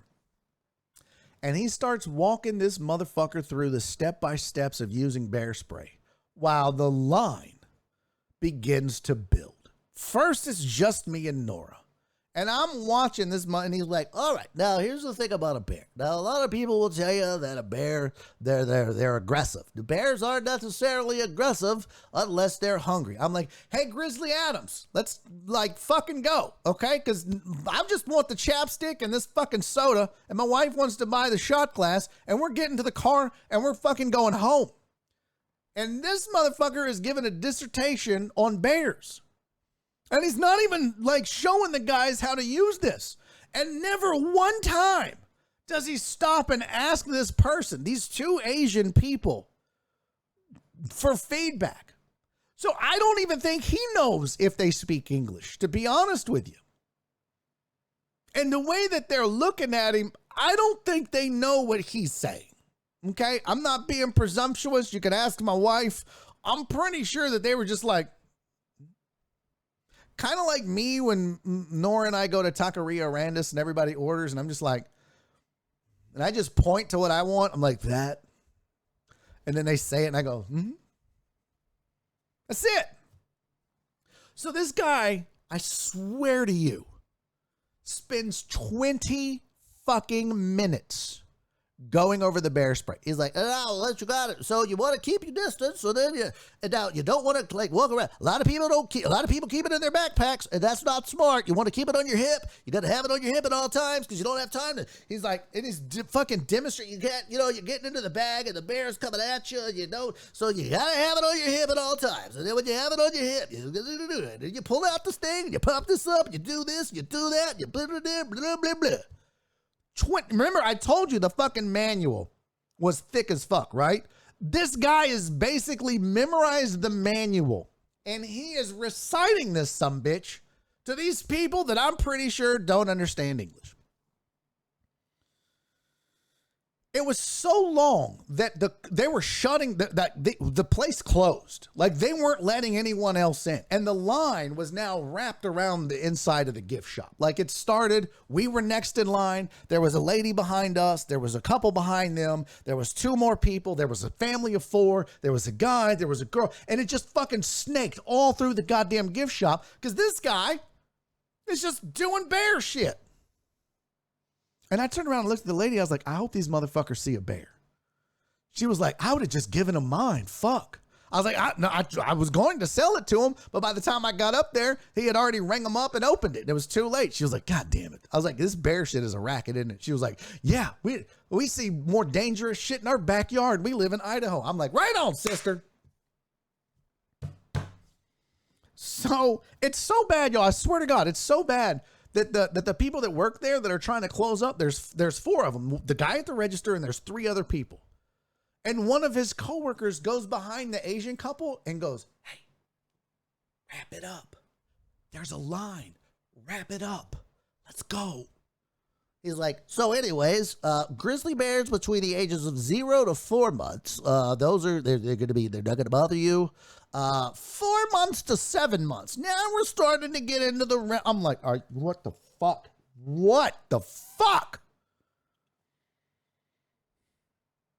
And he gets done, and he says, and then the last thing you pull this, and there you go, and then the wall, and the smoke, and then you run.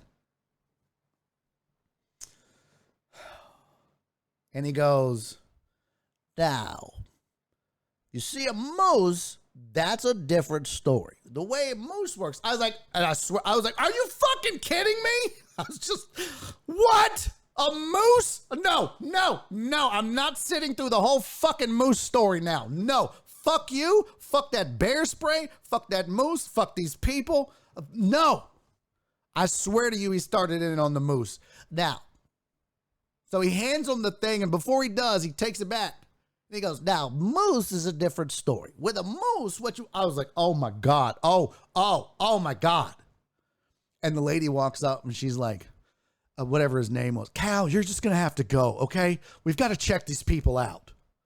I was like, thank you, ma'am. Thank you.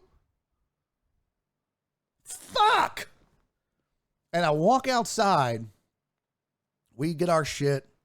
We go outside, and that couple's out there. And the guy is looking at his bear spray, the Asian man, and the Asian lady and their kid. And in whatever language they speak that's not English, he goes, and I swear it looks like he was like, do you know how to fucking use this? And the lady was like, I don't know what the fuck he said. And he was like, huh. And he throws it in his backpack, and they walk off. I was like, what the fuck?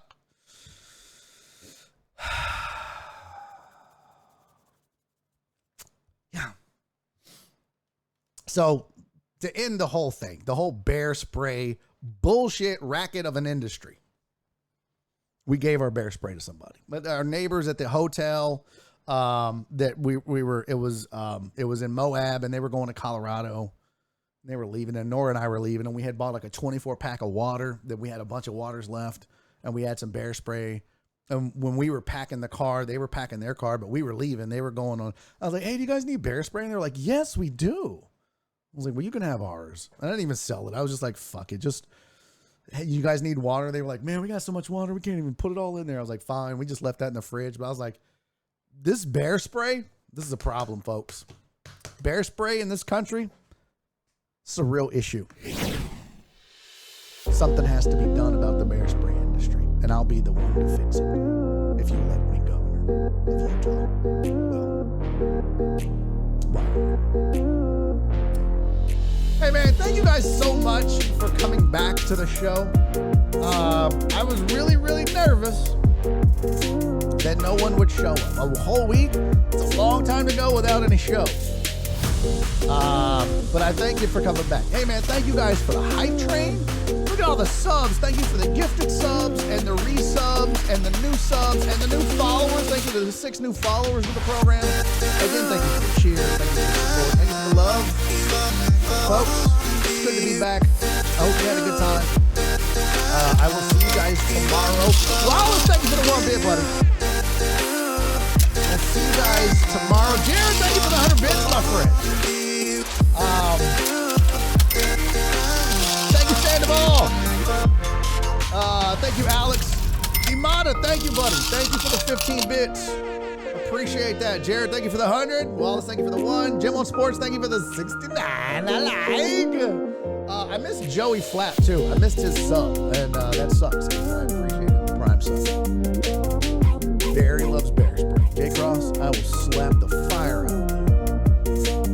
All right. Well, damn, I think I just broke my chair. Hey, I'll see you guys tomorrow. We're doing it again. Don't forget, 2 o'clock. Bring a friend. Let's get this numbers back to where we were. We lost a few. Been a lot of days off in between. We'll get it back. But I appreciate you guys that stuck around and showed up. I love you. I'll see you tomorrow. Enjoy the home run derby. Talk about it and a whole lot more. I've still got more stories to tell. Have no fear. All right, but until then, do me 3 favors. Be safe. And most important, love you. See y'all tomorrow.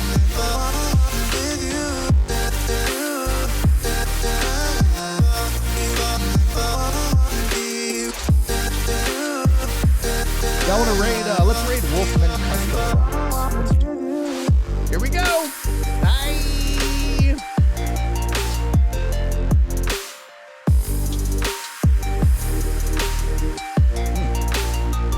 All right, we got 24. 3 seconds left. 2 seconds left. 1 second left. Enjoy the raid, guys. Stay high. Be nice. I'll see you tomorrow. Bye. And he's making a YouTube video.